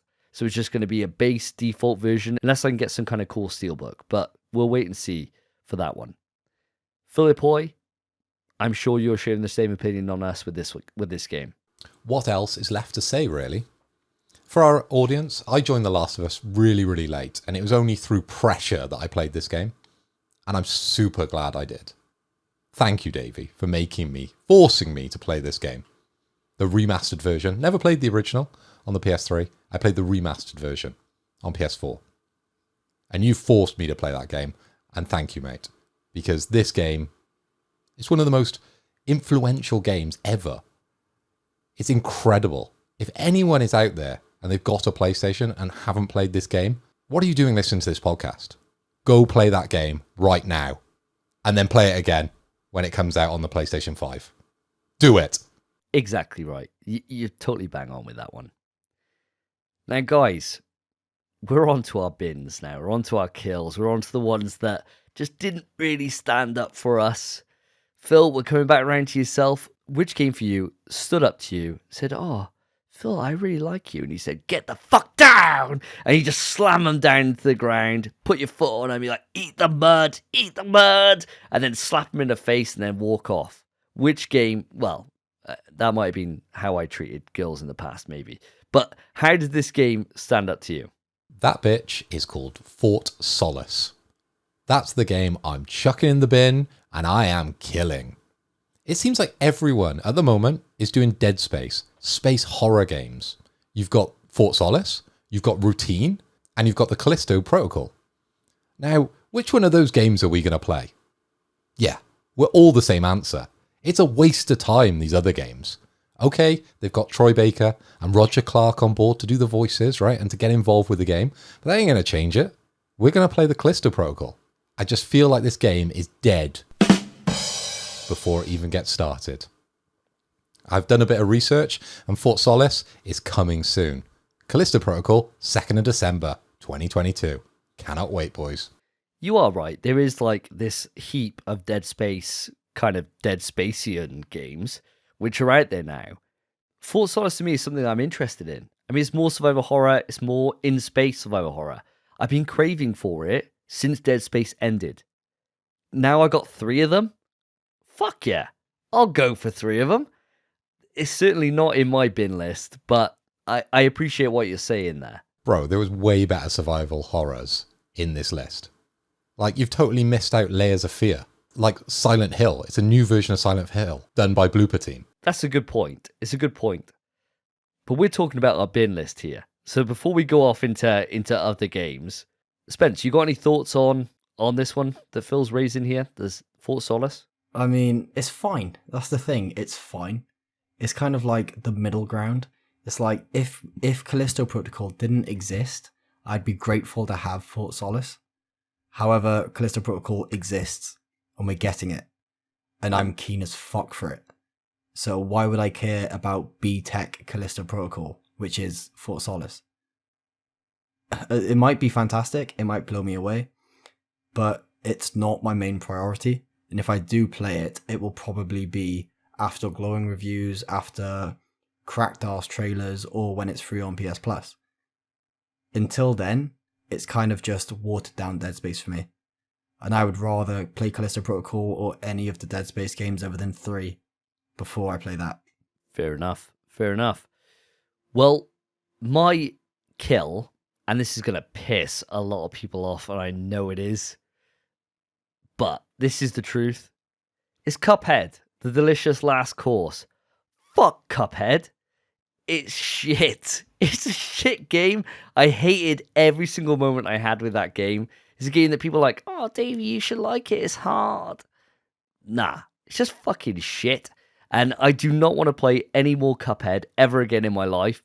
It's a game that looks great, sounds great, plays pretty good, ain't fun to play. I don't enjoy it. I didn't enjoy my time with it at all. I know I'm in the minority with that. People are like, oh, one of the best games ever. Nah, ain't for me. Cuphead in the bin. Never going to buy it. Never going to play it. Not going to miss my time with it. Never see me ever play it. Coming out June 30th. For you that are Cupheads, great. Have fun with it. Ain't for me. Anyone got any retorts for me on that one? Or are you just like, yeah, Davey, you just fucking go off, king? I would track the king, but yes, I agree. I mean, I like Cuphead, it's fine, but I don't care about it enough to defend it. Davey, you go, king. Thanks, guys. Thanks. Very supportive podcast today. We're not putting each other down. I like it. I like it a lot. Spencer, bring it home. What's your kill? Right, well, my kill might be a surprise to you boys, but I don't think it should be. My kill is One Piece Odyssey World, or whatever it's called, the One Piece JRPG they showed off. And I love One Piece. I actually adore it. I've been drinking out of a One Piece tankard this entire night, drinking my whiskey and cokes. But it's my kill for a reason. And that is, one, no video game that's ever been based off of a movie, a TV show, or an anime has ever blown anyone away. They're never good, and if they have, it's a very rare situation.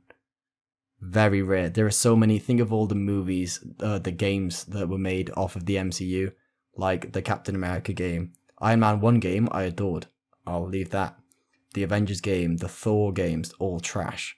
No one bought them, and they stopped making them so fast because they realized they didn't sell, they weren't good, that was it. There was a period of time where whenever a movie came out, there was a game based off of it. And that trend lasted maybe 10 years because they were easy to make, they were fast to produce, and you might get sales based off of the movie's success. That was it. Anime games, I feel, don't do very well unless they're Dragon Ball, and that is it. Dragon Ball games do very well, and that is the exception. Any other anime doesn't really do great. But the main reason, the key as to why I'm binning off this One Piece game, is because I'm on episode maybe 150, 140 of One Piece, and there's over 1,000 episodes. This video game would spoil the living fuck out of One Piece for me, and I cannot have that happen to me because I adore this show so far. It is phenomenal, one of the greatest animes I have ever seen, and I'm only a fraction into it, a tenth into it, and I'm 100 odd episodes in, and that's a tenth of the show. It's insane how long this is. It's endless content. I do not want that spoiled for me by this video game, and I'm sure it's going to be trash regardless. So win-win.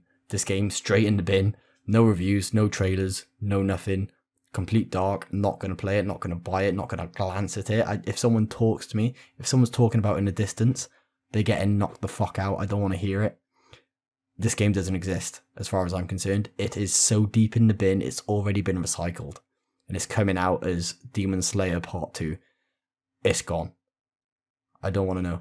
That's fair. I was going to retort to you and say, like, you're saying about all these games that, you know, there's never been a good IP game. It's going to be like GoldenEye, the Batman games, Spider-Man, Wolverine. I was going to start laying them all out, and then you kind of made your case. So I'm going to retort on that, and you let Dragon Ball FighterZ off the list by saying Dragon Ball, because you know what to come back with, like Budokai 2, Budokai Tenkaichi, like all these different games that are fucking sick. But you've made your case there. I understand that. I'm not one for the Pirate Lord, whatever his fucking name is. I don't really care about his stretchy ass powers. I don't really care about One Piece. Maybe I'll enjoy it if I watch it. I haven't watched it yet, so I'm quite happy it's staying in the bin. Let's move it on to the final part of this topic. I don't want to stay too long on this, even though I think this is probably one of the hypest showcases out of the entire thing. It's the Capcom showcase, guys. We all love Capcom. I didn't know this was going to happen. A lot of these announcements that we got in here, we knew were coming. In terms of, we showed a little bit of Street Fighter.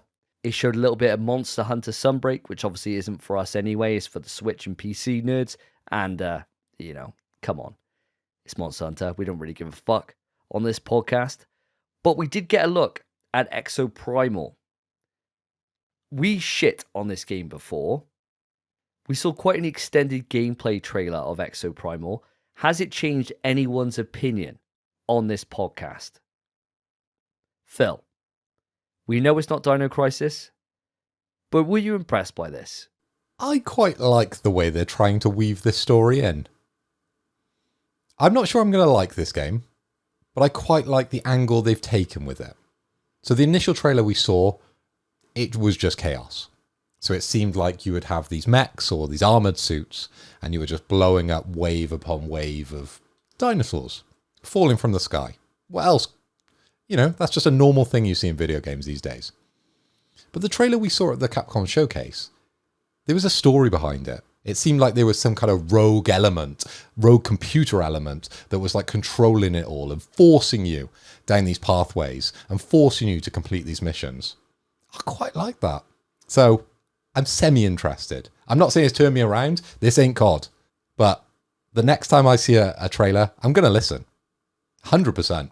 I echo those thoughts. You know, it's weird, right? I think I got my exact notes here, right? This is my notes I took on the show when I was watching it. I was kind of doing, because I watched it on my own. You guys were like either in bed or out doing things, drinking, while I was staying sober because it was after download. This is my exact notes. Exoprimal. So many fucking dinos. Dino Crisis could never. Movement looks sick. Actually looks sick. What the fuck am I seeing? Why do I even like it?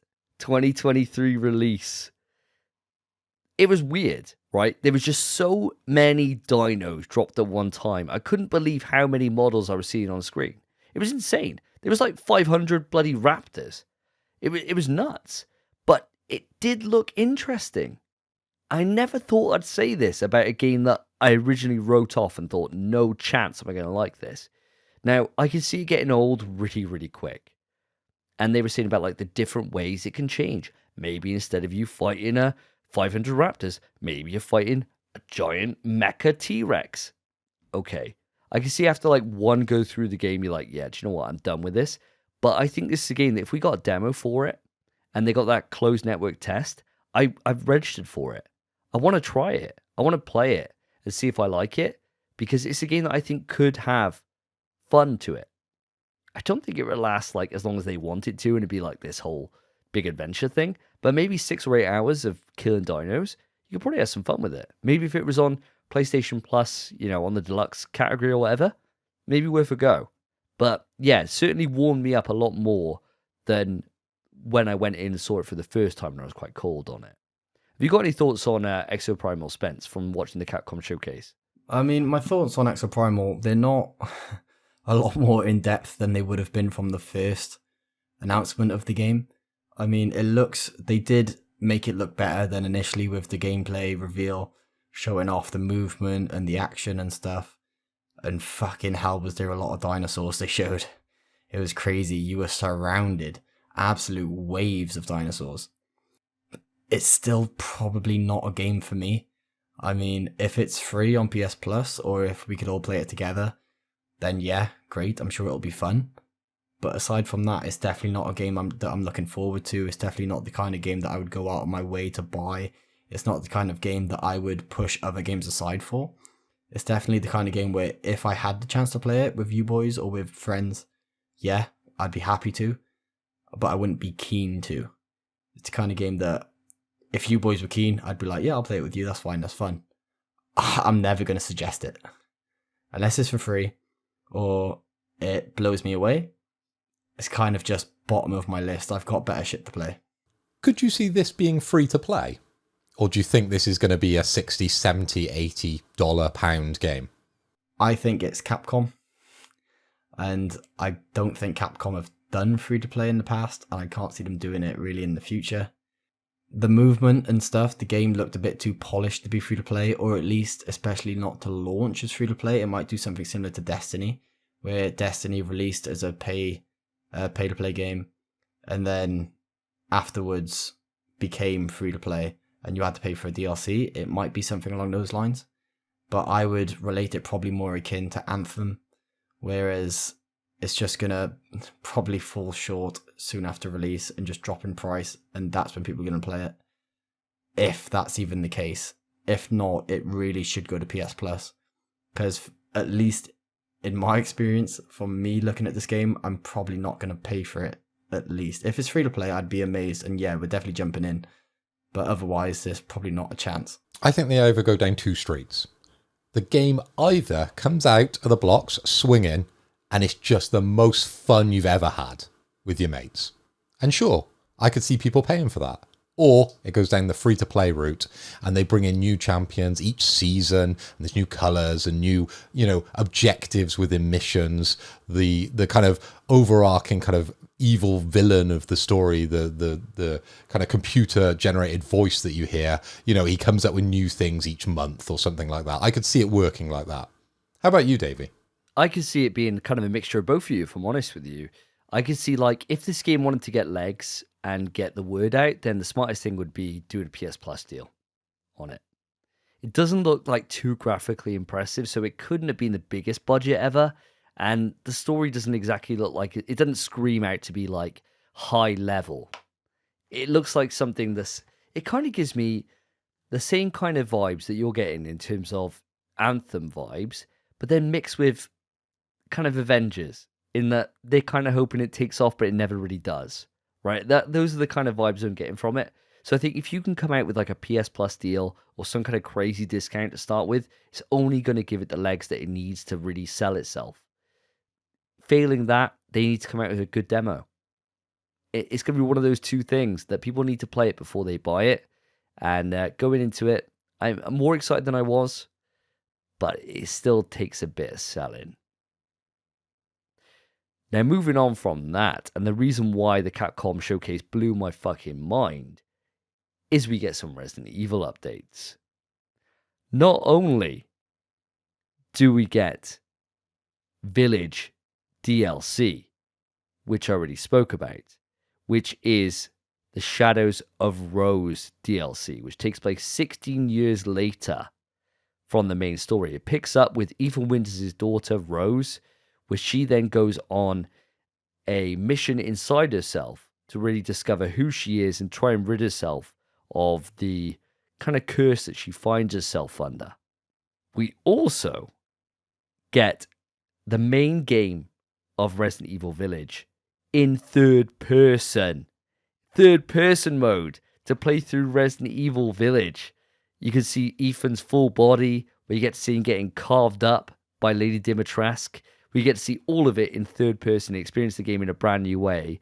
And we also get Re4 coming out on the same date of the 28th of October. I'm probably one of the only people in the world that's excited for Re4. I played the beta, super loved it. I can't wait to see this finally come to fruition over a year since the actual Village came out, when it was supposed to be a day-and-date release. It's a great time for us Resident Evil fans. Guys, what are your thoughts on seeing the whole showcase there for Resident Evil, leaving out RE4 now? We're just talking about the RE Village kind of showcase they did in terms of, you can play mercenaries as Lady Dimitrescu and Heisenberg and kind of everything else. Everything I just spoke about. Thoughts on it? Because I was gushing my pants off watching it. Well, for me, Davey, the thing that draws my eye is the DLC. I'm really excited to see some more lore and to see some more background and to find out what happens. That's what we're all asking ourselves. What happens afterwards? But when it comes to the mercenary add-on, Re4, and playing the game again in third person, I can leave those. I've never been a big kind of multiplayer guy when it comes to Resident Evil. I don't think they've ever been good in my opinion. I think you and me fall on the same lines with this, that the mercenaries mode really isn't our cup of tea. I think we haven't even played it for Village. So really, do I really care about playing Lady Dimitrescu? Probably not. It's not for me, that mode. But I am glad for the people that love that they get extra content. And I think that's what excites me about it. And I mean, it's always cool. Who wouldn't want to play as Magneto? Right? Play as Heisenberg, throw some metal at people. That just seems like a great time. It's like the most busted power in the world. Why not chuck it at some werewolves? Sounds great to me. What about yourself, Spence? Were you blown away by this Capcom showcase when it came to the Resi stuff as well?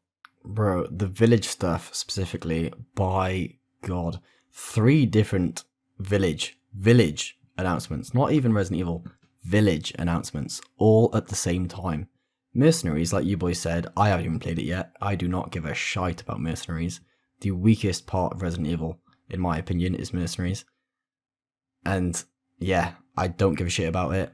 Granted, I know for a fact, somehow it would happen if I hopped into Mercenaries, played as Lady Dimitrescu. There wouldn't be any werewolves in front of me. It'd be a straight open field. And I'd see Davey all the way across going, "Come get me, I'm on my way." And that's what I'd see. And I'd just be like, I didn't pay for this. What the fuck's going on? But he'd just be coming closer and closer. And that's when the claws come out. And Dave, mate, you'd be getting slashed, I'll tell you right now. You ain't getting into these jugs, not mine. I'd love every moment of it, Spence. I'd be straight invading your game. If there's game invasions and I could somehow stick my own face on Ethan's, you know I'd be getting straight out there and I'd have a face like this. Because I'd be like, "Oh, babe. Ooh." I'd be walking straight in. "Ooh, fuck me up, Spencer." I'd love every single minute of it. Oh, God. Oh, sign me up. I know you would, mate. I know you would. But Mercenaries aside, because that is the weakest part of the three things they've shown, easily the hypest, and echoing your boys' thoughts, easily the best thing they showed, the Shadows of Rose expansion. We know from 7, from Resident Evil Biohazard, that the DLC was exceptional. It was great. Very, very good. If this is the same level of quality as 7's, which I'm almost positive it will be, it's going to be fantastic. I'd love more lore, more story. We know how Village ends. When I don't want to spoil it for people, but Rose says something to the fella. And she said it in the showcase. I can say it. She's like, "I'll show you stuff even Chris doesn't know I can do." What can she do? That's what I want to know. What stuff? Rose, what are you hiding? Rose Winters. Ooh, you've got some powers, you know. I'm excited just to see what she's capable of. That's what I cannot wait to see and witness. The story's going to be exceptional. We learn more about the Megamycetes. We learn more about the Molded. We learn more about Rose and the Winters family and everything that's happened. I want to know what's happening with her as an individual and how she's going to affect the future games in the series. That's what I want this to show me. I want to see what she can fucking do. Ooh, I'm so excited to see her powers. It's going to be some mental shit, I know it is. And if it's not, it's not. It's fine. It's going to give me lore. It is what it is. Fine. Boys. What's my favourite Resident Evil game? What is it? I think it's Resident Evil 2 Remake, right? How's that gameplay? Is it a third person? It might be third person. We're getting fucking third person mode in Village. Whew. Being able to physically, we said this, right? We're running at Dimitrescu. We've already literally referenced it in Mercenaries. We're actually going to be able to see Ethan running up to her, getting gripped up and getting slashed. That's all I want. That is so sick.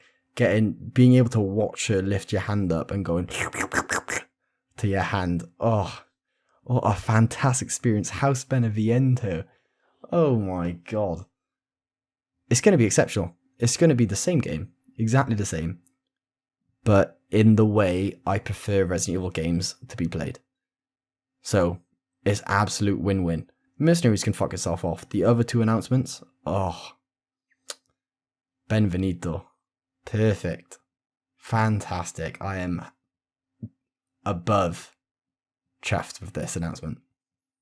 Yeah, I think it's a great thing, and especially for people that there's quite a lot of fans who don't like the first person mode. They really don't like it. They just turned off by it immediately. Some people get different motion sickness levels. Some people just think this isn't Resident Evil, so I don't like it, which is daft to me, because to me, I think Resident Evil 7 and 8 are some of the best Resident Evils. I think they really rate up there with some of the classics. I think they're phenomenal for what they are. Third person mode to me doesn't really speak to me too much. I don't really care. I think the game was designed for first person, so that's how I'm going to enjoy playing it. Will I play it in third person? Yeah, I probably will. Just I'm curious about it. But I think for those that have always shit on it and said that it's not for me because it's first person, it gives them another option to do that and to overcome that fear that they have with first person for whatever reason that is. So, as we always say, choice is always beneficial. And that's the name of the game. I think for me, the highlight, as you guys said, is Shadows of Rose. And for me, seeing the Duke as a bad guy in it, my theories for Resident Evil 7 is always, the question mark I've always had for Resident Evil Village is always like, what is the Duke's end game? What's his purpose? What is he doing? And sure, this is in Rose's head, I imagine, this game. So maybe the version of Duke we see in there isn't the real version, but maybe it is. I want to know. And these are the questions that I have going into this. I cannot wait to see what this DLC has upcoming. And like you said, Spence, to really start opening up the lore and to really shed a little bit of light on Village's questions that I have left. So we don't have long to wait, guys. October. And we got Last of Us, got Forspoken, we now got this DLC as well. We got a stacked year ahead of us. Speaking of stacked years coming forward, we then also saw a bit more in depth on Resident Evil 4. And it's about time we bring it in to the final topic of the night. Speaking of RE4, we are joined by probably the biggest fan of RE4 that I know.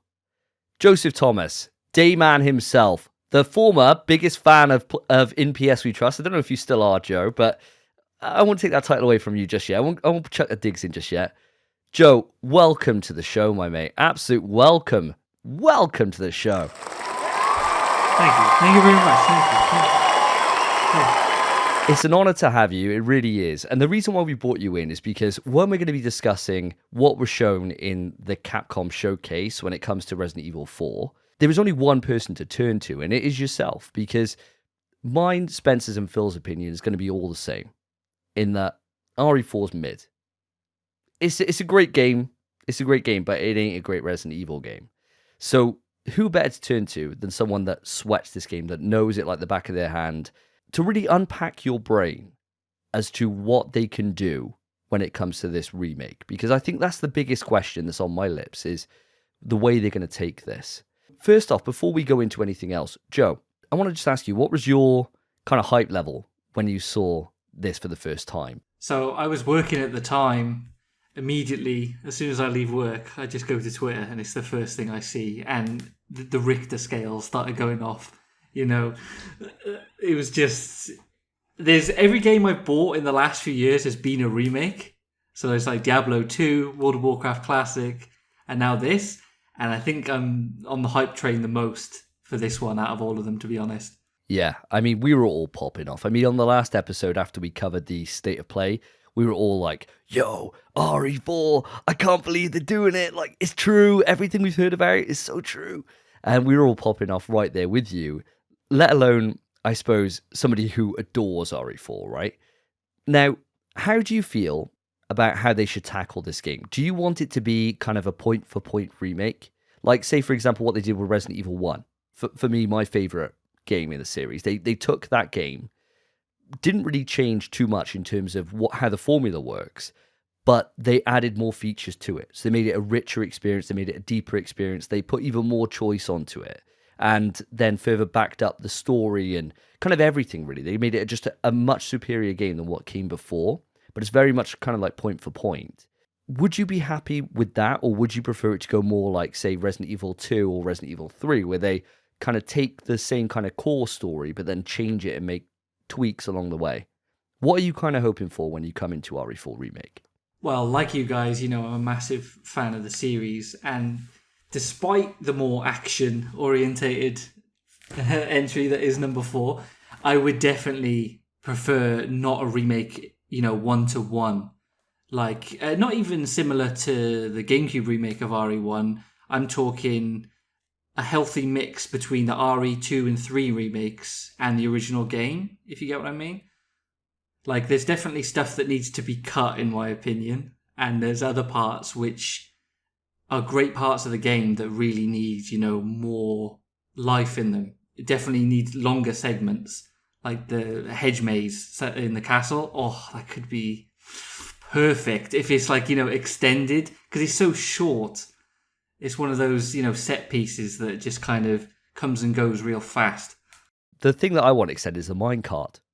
I think it just doesn't go on long enough. I mean, an extra 10 minutes maybe being stuck in that minecart shooting enemies. Oh, that sounds great to me. That's definitely one of the things I would cut from the game. That and the giant, was it the Gundam Salazar that just comes to life and starts attacking you is just so fucking random. But honestly, I haven't done that minecart in years because you can glitch under it and just run to the end. But I know. I wish I knew how to do that glitch when I did that, because that minecart does not fucking end. You're like, oh, thank God it's over. And he's like, oh, time to go around a fucking loop-de-loop. I swear, it's like being on an Alton Towers ride, but it's like an Alton Towers ride that just does not end. It was unbelievable. But I quite like the running. Quite like running away from the Salazar statue. I mean, it's super cheesy. It's ridiculous, actually. But that whole game kind of gave off on the original these cheesy vibes. Do you think they'll be doing that when we get into the remake? Do you think it's still going to be kind of having this very much tongue-in-cheek kind of gameplay style with it? I mean, just from the fact it looks like really dark, like the first house is like the only thing we've really seen, and looks like they've just gone Dark Knight on it and just made it as dark as possible. Like, I think that's a good indicator that they're going to be moving away from like the bingo and all that kind of stuff. So I can imagine that in this day and age they're going to move away from that, and maybe some of the cheesy lines in the Krauser fight. Oh yeah, I mean the Krauser fight. I wonder if, and this is something I felt when I was playing RE3 only recently, last couple of days, is that what I noticed is there wasn't any QTEs in it, like none, and there really could have been. Like in the cutscenes, there's loads of moments where like Nemesis is lunging for you, and you think, oh, there's going to be a triangle or a square or an L1 and X or something that's going to pop up, and it never does, right? And it's a game that I thought, oh, there's bound to be some. I wonder how they're going to do like the Krauser fight. The initial fight where they first meet with the knives. I wonder how they're going to do that now, and if they are going to still go back to QTEs on that. Do you want to see them come back? I know they're very divisive. A lot of people hate them, but it was the game that kind of brought them into existence, really. They should definitely be in there, but not quite as much. I'd like to see some of the stuff from like the very first time they showed RE4, like the Hookman version, where it was definitely more like Resident Evil 1. Well, if he grabs onto you, sort of like, how the chainsaw guy, Dr. Salvador, gets onto you, it's like a one-hit kill, right? But before while they were working on like the beta version of the game, it was like a QTE, right? So as soon as he latches onto you, you have to pull like a direction, left or right, like far left or far right, and then like do an input to like push him off you. So something like that would be okay, but I just don't want them as much as they were in the original, because they do just get spammy by the end. You really surprised me, to be honest, Joe, because I wasn't sure how you'd feel about them changing it. Because I think there's always kind of two camps, right? There's people that are very receptive to change, and they don't mind change, because I suppose with RE4 it helps that it's infinitely replayable. It still holds up today. It's a great game to actually play, even now. Like how many years later is it? Like 15 years or something, and it's still like infinitely replayable. 10 years, you're saying, Phil? 18 years difference, mate. So originally on the GameCube, 2005. Now we're talking about 2023. Oh my God, 18 years. Jesus Christ. Spence, were you even alive back then? Bro, I was, man. Come on. Can't resist it, mate. Anytime it's something that's going to make you feel young, I'm going to chuck it in. And anytime it's something that's really old, I'm going to ask Phil if he was 40 at the time. It's just, it comes with the territory, mate. It's a podcast essential. I can't stop now. I just can't. We're too deep. We're 45 episodes in. I can't stop now. I think personally, seeing as obviously you play RE2 and RE3 Remake, RE2 Remake, they kind of try to keep everything in, like boarding up windows and shit. And then RE3, they kept in the core mechanic of that game, which was the dodge. And the thing RE4 did different to the prior games was the QTEs. And I feel like they're going to try to stay faithful but different, same as they did with the other remakes. So I feel like that is probably the core mechanic of the game they're going to try and keep in the game. Maybe dial it down a lot, because there was a lot of obnoxious QTEs in that game, especially if you play on PC where the FPS is doubled and you have to mash twice as fast or react twice as fast. I think that is the core mechanic they're going to be keeping in RE4, along with probably slower action but horror action nonetheless. And I'd be very surprised if they managed to take those out of the game. I mean, for me, that would be a damn shame if they put that as the core mechanic, because back at the time on its release, and then for years later, it was like a revolutionary thing, right? There's so many games. I mean, entire genres spawned from the fact that you got QTEs. I mean, God of War, I suppose, did QTEs kind of before then, but really it was kind of popularized with RE4, and it seemed to just crop up in everything, and we just got beat over the head with it over and over and over again, to the point that we all got sick of them collectively, and then they disappeared. Then it's kind of like the same way that kind of loot boxes came in, you know, when everyone's like, oh, I love being able to earn a random fucking costume for my shit hero that no one gives a fuck about, right? And then next thing you know, it's gone from Overwatch to everywhere, and then totally reverse course because EA just take it to the next level, right? Hopefully they don't go for that. I mean, for me, what I'm looking for, and I'll pass this question on to yourselves now that Joe's kind of confirmed he's happy with change, which is something that actually shocks me a little bit, because as I was saying, there's kind of two camps with this. You got the purists who want things to be exactly the way they remembered them to be, but just looking a little bit better. And you want those that are quite happy to have a new experience, knowing that you can go back and play the original if you're not happy with that. So for me, when I look at it and I think about what I want from RE4, what I want is, I want it very much more like RE2, in that you're slower. You've got enemies which are quite mobile, but I don't want to be overwhelmed. I want it to be a case that they're mobile and they're coming at you, so a lot quicker than zombies are. They take less damage, but I still want to have some kind of level of item management. I still want to have it kind of flipped on its head a little bit, that maybe I don't get ammo or I don't get money for killing enemies. Maybe I get rewarded in a different way. Maybe I find it in the environment. So it kind of pushes me to explore, but then at the same time, I take that risk by taking on extra enemies. And that would be a way to be able to still balance in and have a merchant. Because I think you've got to have a merchant in that game. You can't omit the merchant. And I think Village did it really well in its exploration and the way that it rewarded you to go off and do these extra things, do these extra activities and find treasures. And that was how you mostly got your money. That's how you got your big stacks anyway. Sure, you got little random bits from enemies, but not enough to really make it so that it was worth your time killing them. You still weren't ever super comfortable in Village with your ammo. There were still moments that I was quite tight, especially in the factory. And I think they could probably learn quite a lot from that and apply what they learned from Village in its kind of resource management with its merchant, and then apply that to like an RE2 style kind of formula. That would be the perfect kind of reality for me, in my kind of very narrow-minded, this is what survival horror means to me viewpoint, right? I mean, I don't know what you guys think about this. Phil, what are your thoughts when you get into RE4? What kind of stance and direction do you think they're going to take with this? So I suppose with Resident Evil 4, when I originally played it on the GameCube, this was the entry in the series that basically made me sour on it. It was a massive departure from what I loved within the previous Resident Evils. Hell, I'd just come off the back of Outbreak and Outbreak Fell 2. Loved those games. And to go into Resident Evil 4, which took away Umbrella. I'd spent 8 years finding out and hating that company, wanting to take them down. Out of the game. Cut. They got rid of the zombies. Where was the iconic bad guy within the series? Disappeared. Devastating virus. Gone. What did they replace it with? A midget in a pirate hat and some villagers with guns. It just wasn't right for me. And the story? You've got to save the president's daughter. My God. Yeah, I didn't enjoy the original Resident Evil 4.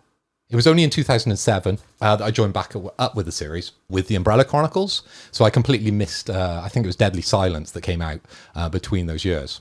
I didn't like the approach of the new action-based. Yes, I do like Resident Evil 5, but it wasn't for the game, it was for the experience. Playing it with co-op, as I've mentioned a couple of times with you, Davey, obviously that was a blessed time, but I digress. Resident Evil 4 for me just wasn't Resident Evil. We got this new edition coming out, and the things I'm looking for, obviously I want the graphics redone and upscaled, but it looks like we got that from the trailers. I want the game to be scary.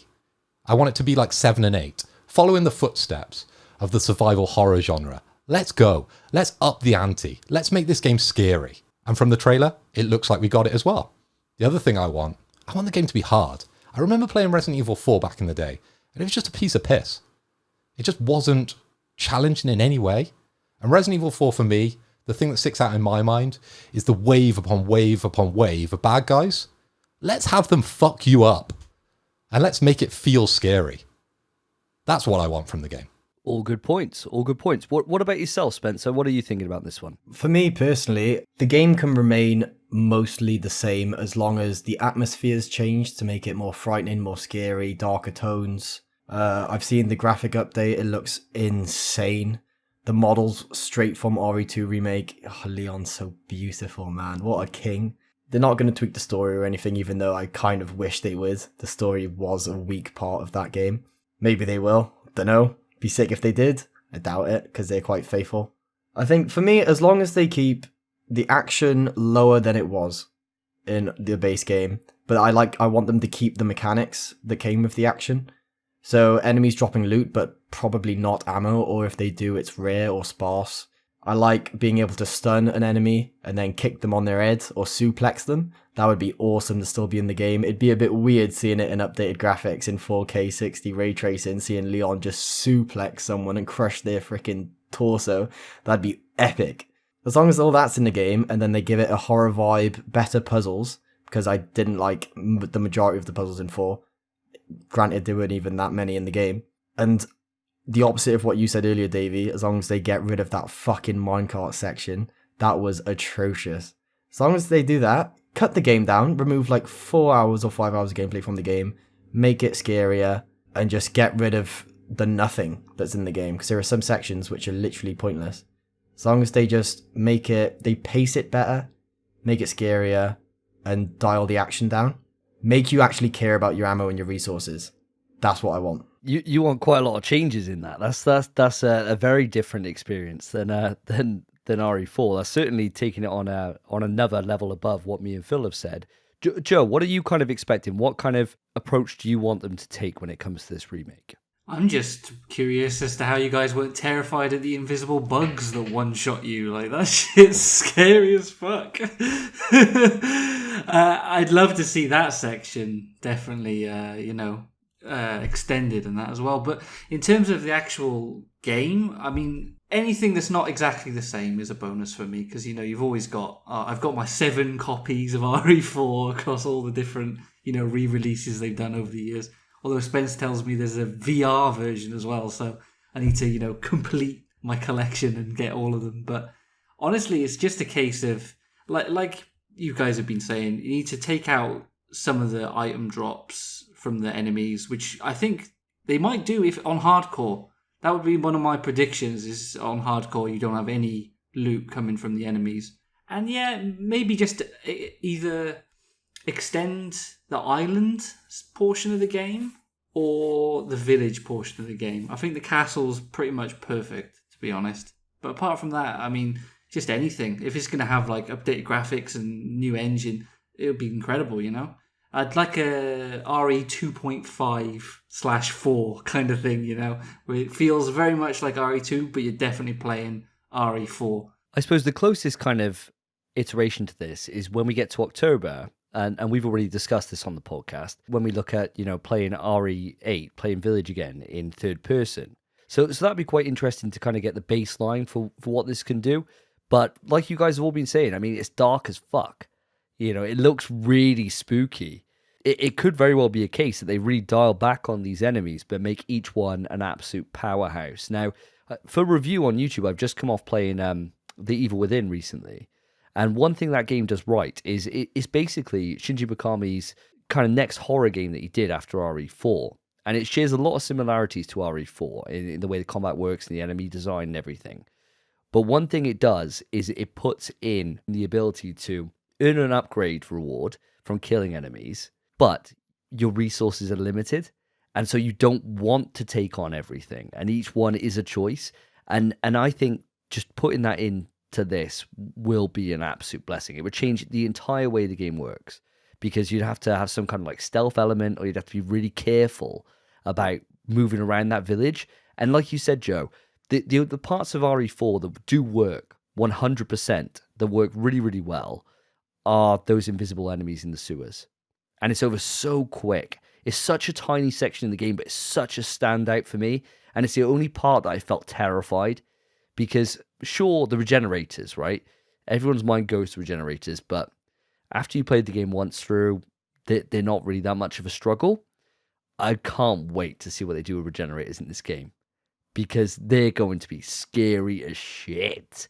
If you got something that's like fast or something that just is pursuing you for a long time, kind of like the same way they did like with Mr. X and RE2, right? You can imagine that they'd redesign a section where they put that fortress and have it so you've got to solve some kind of puzzle and move forward from some kind of thing. You've got to find the thermal scope, right? They could put it behind like 4 different barriers, and you've got the regenerator, just one regenerator, chasing you throughout that entire section. That would be memorable as fuck. Like, that would work so well in like a proper horror environment. There's so many cool moments in RE4 that for me just don't hit right because of the style of game it is, that I think going into this, we're going to be blessed. And like you said, Joe, the game's replayable as hell. So why not change it? Why not really go wild with it and see what they can do? I mean, are there any other sections that you're thinking that, yes, they should expand on this? Obviously, you mentioned about the village. I totally agree with you. I think the village would be a great place to expand on. Anything else apart from the sewers in the village that you really want to see kind of fleshed out a little bit more? Well, I had an idea that they could bring in new sections and do the sort of choices that you did in the original RE3. Do you remember that? Where you had to, like, pick if you want to go to was it the water tower in the gardens or something like that? I can't remember. I haven't played it in a long time, but yeah, live selection it was called. So it would be things like, do you fight Nemesis or do you run straight into the RPD? Or another point would be, do you push Nemesis off and run into Dead Factory, or do you just jump in the water? And then you take a different route then to get into the Dead Factory, and it opens up just different ways to kind of replay the game. Yeah, I definitely think something like that should be in the game, or possibly an A and B story. That would be good, I think. I've got, I've actually got like a wish list of all the things like I'd love to have in this game, and most of it I would keep the same. Like, I'm a fan of the RE4 inventory system, but definitely nerf it so it's more akin to like what you guys prefer, So you like have very limited. It's like, oh, do I pick up the shotgun? Oh, but if I've got 2 first aid sprays, what am I going to do? Like, that kind of thing. But honestly, most of the stuff, it should stay the same. It's just the great moments, like you said, like the invisible insects. I can't even remember what they're called. All that kind of stuff. It should just be fleshed out because they're just there for just a tiny little bit. They need to be, they're a lot more. How do you feel about our little friend Ada Wong, Joe, and her separate scenario? What was it called? Separate Ways, I think? Oh, they had 2. Yeah, they had Separate Ways. That was PS2 onwards, I think. And Assignment Ada. Assignment Ada was just like very tacked on, really, really short. But I would definitely love, like a full, maybe that could be the B scenario, is just seeing what Ada does throughout the whole game. But they also do need to change that scene where like Leon and Ada see each other for the first time in 20 years or something, and they're just like, oh okay, see ya, bye. It's just like, okay. Is that in the gardens? Is that after you've done the whole garden maze? That's the first time they meet, isn't it? Yeah, literally just after you finish the hedge maze, and she just jumps through the window, and it's like, oh okay. He doesn't even say anything about her being alive or anything. He's just like, oh okay. She does some cool ass Matrix backflip thing, doesn't she? That was cool at the time. She does some cool cartwheel, kicks like a gun up, I think, or something like that. And she got cool shades on. She looks like proper Matrix, doesn't she? It's wild. That is literally just after the third Matrix came out. I think everyone was wearing the shades at that point, Surprised she didn't have a leather jacket on, to be honest. And then just Rage Against the Machine starts kicking in. I wouldn't have been surprised. Wouldn't have been surprised at all. So, Joe, you mentioned about this wish list. I want to hear what's on this wish list. And then we'll move it on to a couple of other things I want to ask the guys. Okay, let's have a look. So, things I want to stay in. Weapon upgrading, definitely. Enemies that can one-hit you. Like those certain Las Plagas that literally just chomp on your head, right? If you get too close, they literally one-shot you. Mercenaries needs to stay. Best game mode in RE4, to be honest. That's just great. Customizable red dot sights. Speaking of accessibility, right? Some people are colorblind with red, and lots of modern shooters have, toggles. So nothing crazy, fucking anime skins on their guns or whatever. I'm literally just talking like, for accessibility reasons. We got unique costumes as well. Do you remember when you beat the game on professional and you get like the armor costume for Ashley? And it just makes replay so great because she can't be carried off. Fantastic. What else have I got? Yeah, that was most of it, to be honest. I think the other stuff I've kind of put across before, like A and B scenarios and things like that. I was talking to Spencer just before we started, recording for the podcast, and some of the parts of the 2 trailers we've seen, I mean, they're only like 5 seconds long, but one's at day and one's at night, and it's in the same location. So I'm wondering what they're going to do in terms of, like the day and night cycle, because in the game it happens just progressively, like the further you get, it goes to nighttime. But I'm wondering if they're going to change anything like that, like maybe dynamic weather or anything. I mean, I suppose it all depends then, doesn't it, on what kind of exploration you have, right? And what ability you have to be able to backtrack through these areas. Like having a day and night cycle in like a 10, 15-hour game, I don't know if it would fit that well. I want to kind of revisit something that Spence said. Spence said about the story, and he said about like how he doesn't think they'll change that.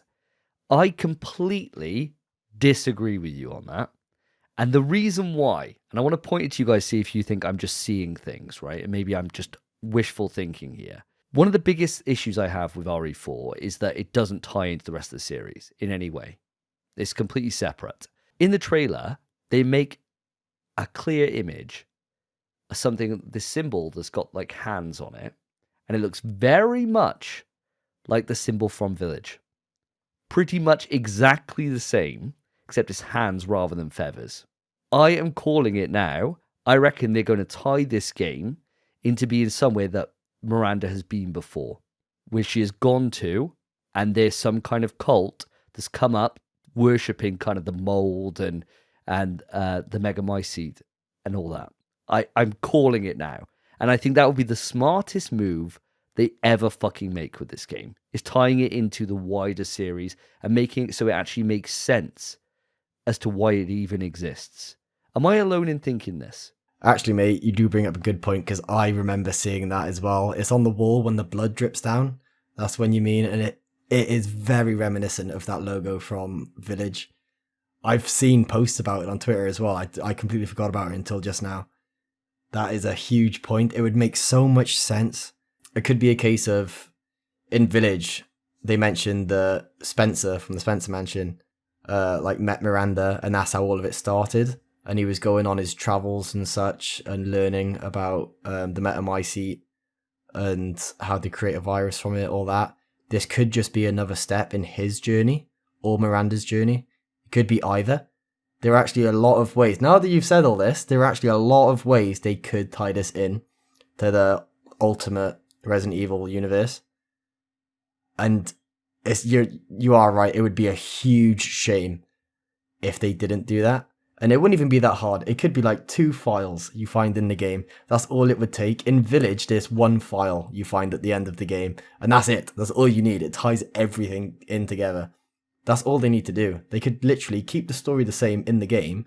Just chuck a little document over there and you'd be like, oh my god, they've done it. No way. So I think I agree with you, mate. I agree. Well, that's the thing that blew all our minds when we played Village for the first time, was going into that lab and finding that document that just literally just 3 files in a row, and it just explains everything. And you're like, boom, like, fuck. And like seeing Spencer's diary about like how he's then writing to her like, oh, I really appreciate the time I spent with you and helping me to kind of formulate what I want to do with the master race. But I've now found this flower. And this flower will help me be able to create the next form in human evolution. You're like, holy shit. Like, he took what you learned from her and then found his own way. And that's where we go from Resident Evil. I know a lot of people think like, oh, they put that in. It's just fan service, a little bullshit. But I fucking lapped it up. I lapped it up so much. I loved it. And I know you were exactly the same with me on that one, Spence. Phil, are you on the same lines as us on this? As I was saying earlier, mate, they got rid of Umbrella, so we need a way for them to tie it all in. But guys, I think you are forgetting, didn't they tie it in slightly within Infinite Darkness, the CGI movie, where Leon was working for the president? He's just rescued the daughter. He's now got a job with the president. Isn't that enough of a tie-in? Phil, you know that I do not rate the movies. I mean, there's only one person that probably hates the movies more than I do, and it's someone who's actually got a good taste in movies, someone who I who I respect in their movie choice and who guides my choices when it comes to movies, and that's Joe. I mean, Joe, I've beaten this drum a million times. Please tell Phil when it comes to these movies where he's going wrong. I've been harping on when we saw Welcome to Raccoon City together, when we watched that abomination unfold in front of our very eyes. We must have been the worst people to watch the cinema with because we were just laughing, and it wasn't even like, haha, we're being dickheads, laughing at, like, joking around, talking throughout the film. We were just literally laughing at what was happening on screen, and it was too hard to bottle it in, But in regards to, like, tying 4 to the other games, I thought 5 was like it had the Las Plagas in, and it tied from Ada's sample to Wesker, right? I haven't played it since it came out, but is that wrong?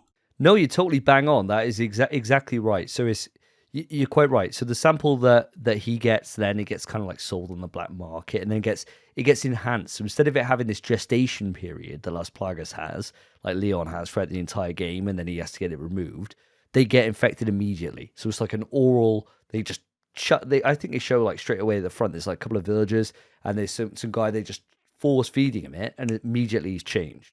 So it's like an enhanced version of Las Plagas. So yeah, bringing it back to that was one of the things that was on my wish list that I totally forgot actually. When you get progressively more towards the removal of the Las Plagas, I would love to see your max health slowly decrease over the time you're playing or something like that, you know what I mean? Because you didn't really, apart from the cutscenes, you just felt like you're playing exactly the same character, right? But I would love to see something like that or some sort of like infection meter or sanity meter like Eternal Darkness had. I don't know if you guys have played that. But something, just something. They could even make hallucinations. Like, they've already shown in this trailer that he's suffering mentally from what he's seen in Raccoon City. From what he's seen in RE2, he's like very much still kind of like focused on it, and it's still playing on his mind all these years later, as obviously it would. I mean, seeing the shit he saw, Jesus Christ. I mean, I don't know how the hell. I'd be like, do you know what? I'm just going to become a traffic cop.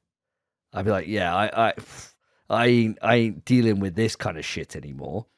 They can make it so that you're seeing kind of hallucinations and you're having kind of like flashbacks and you're kind of stuffing with your kind of like mental health. This thing's kind of like taking over you.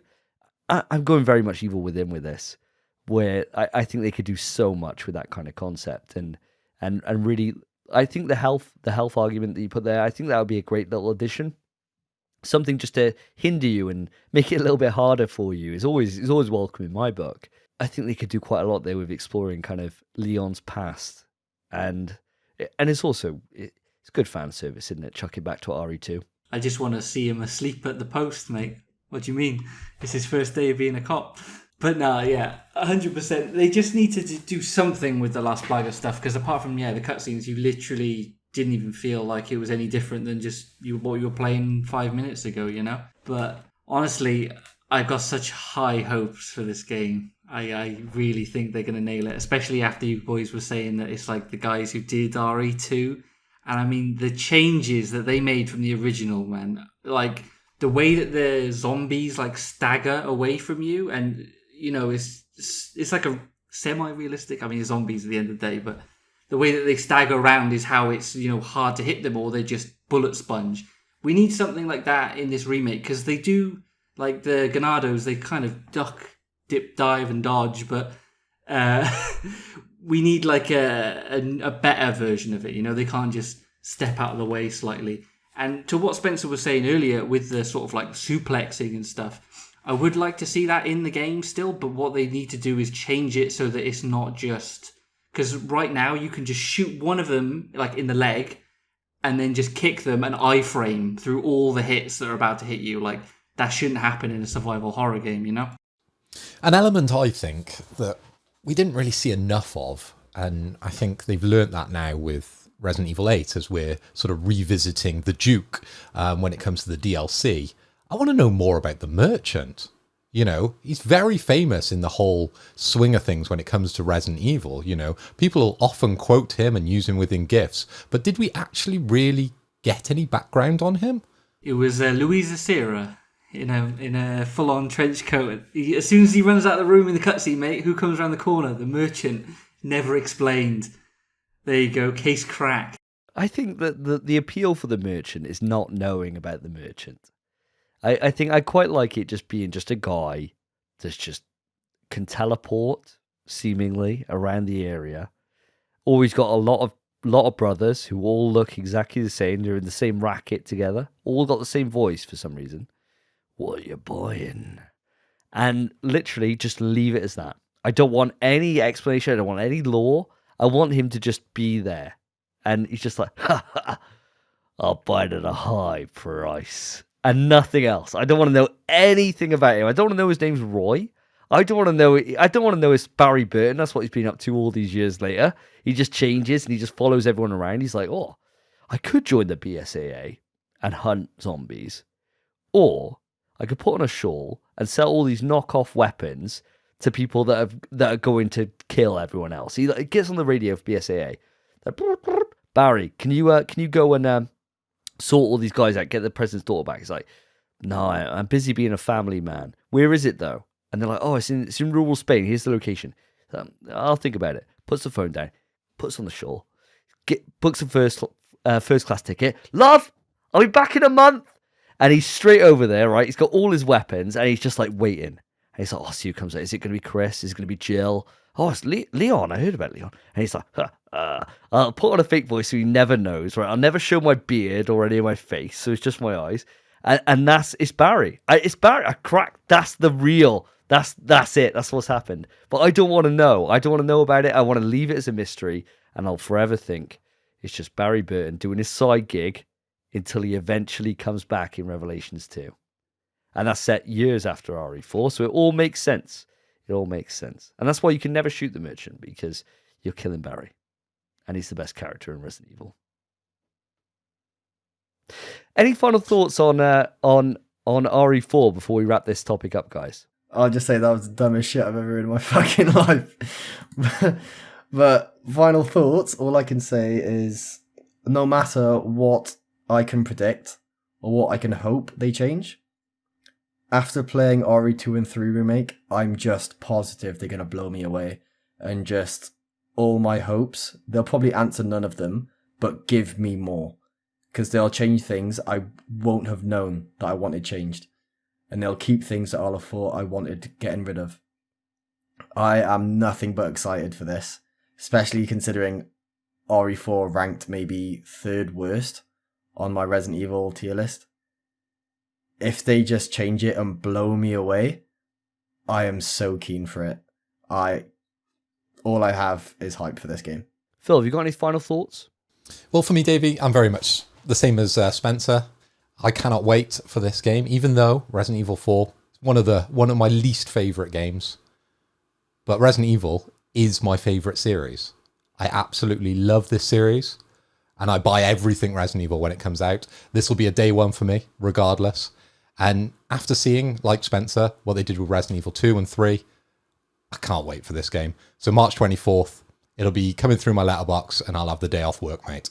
It's definitely a day off work, isn't it? It's definitely, that's going to come in probably my first choice. They'd be like, what about your son's birthday? RE4, though. You know, my son's birthday's every year. RE4 ain't every year, is it? So I'm sure I can swing that by the wife, maybe. It's only his 4th birthday. What does that matter, you know? It's fine. He'll have a 5th birthday. I'm not going to get another RE4, not for another 10 years at least, or another 18 years in this case. What about yourself, Joe? Any final thoughts on this one? I just want to know where you guys pull these opinions from, man. RE4's the best of the bunch, you know? But honestly, it's like you guys said. It's for me personally, this is going to be the first time I've pre-ordered a game since Far Cry 3, maybe? Which is like over 10 years now, so this is going to be a big one for me. I'll probably book the week off work, see how many times I can bash it out, you know? That's what I used to do. See how many times I can literally finish RE4 in a weekend. I want to get that PRL laser. I want to be getting all the mercenaries unlocks. I want to be maybe doing it Simon Ada if it's in the game, maybe. But, you know, I'm just there's no stops on the hype train for me. This is the big one for me. Just make it RE. If it's as good as the RE2 remake, I mean, that speaks for itself. Say no more. Say no more. So this has been episode 45. My name is Davey. I've been Phil. I've been Spencer. Like you, Leon. I'm an American. And he's been Joe. Take care, guys. Peace.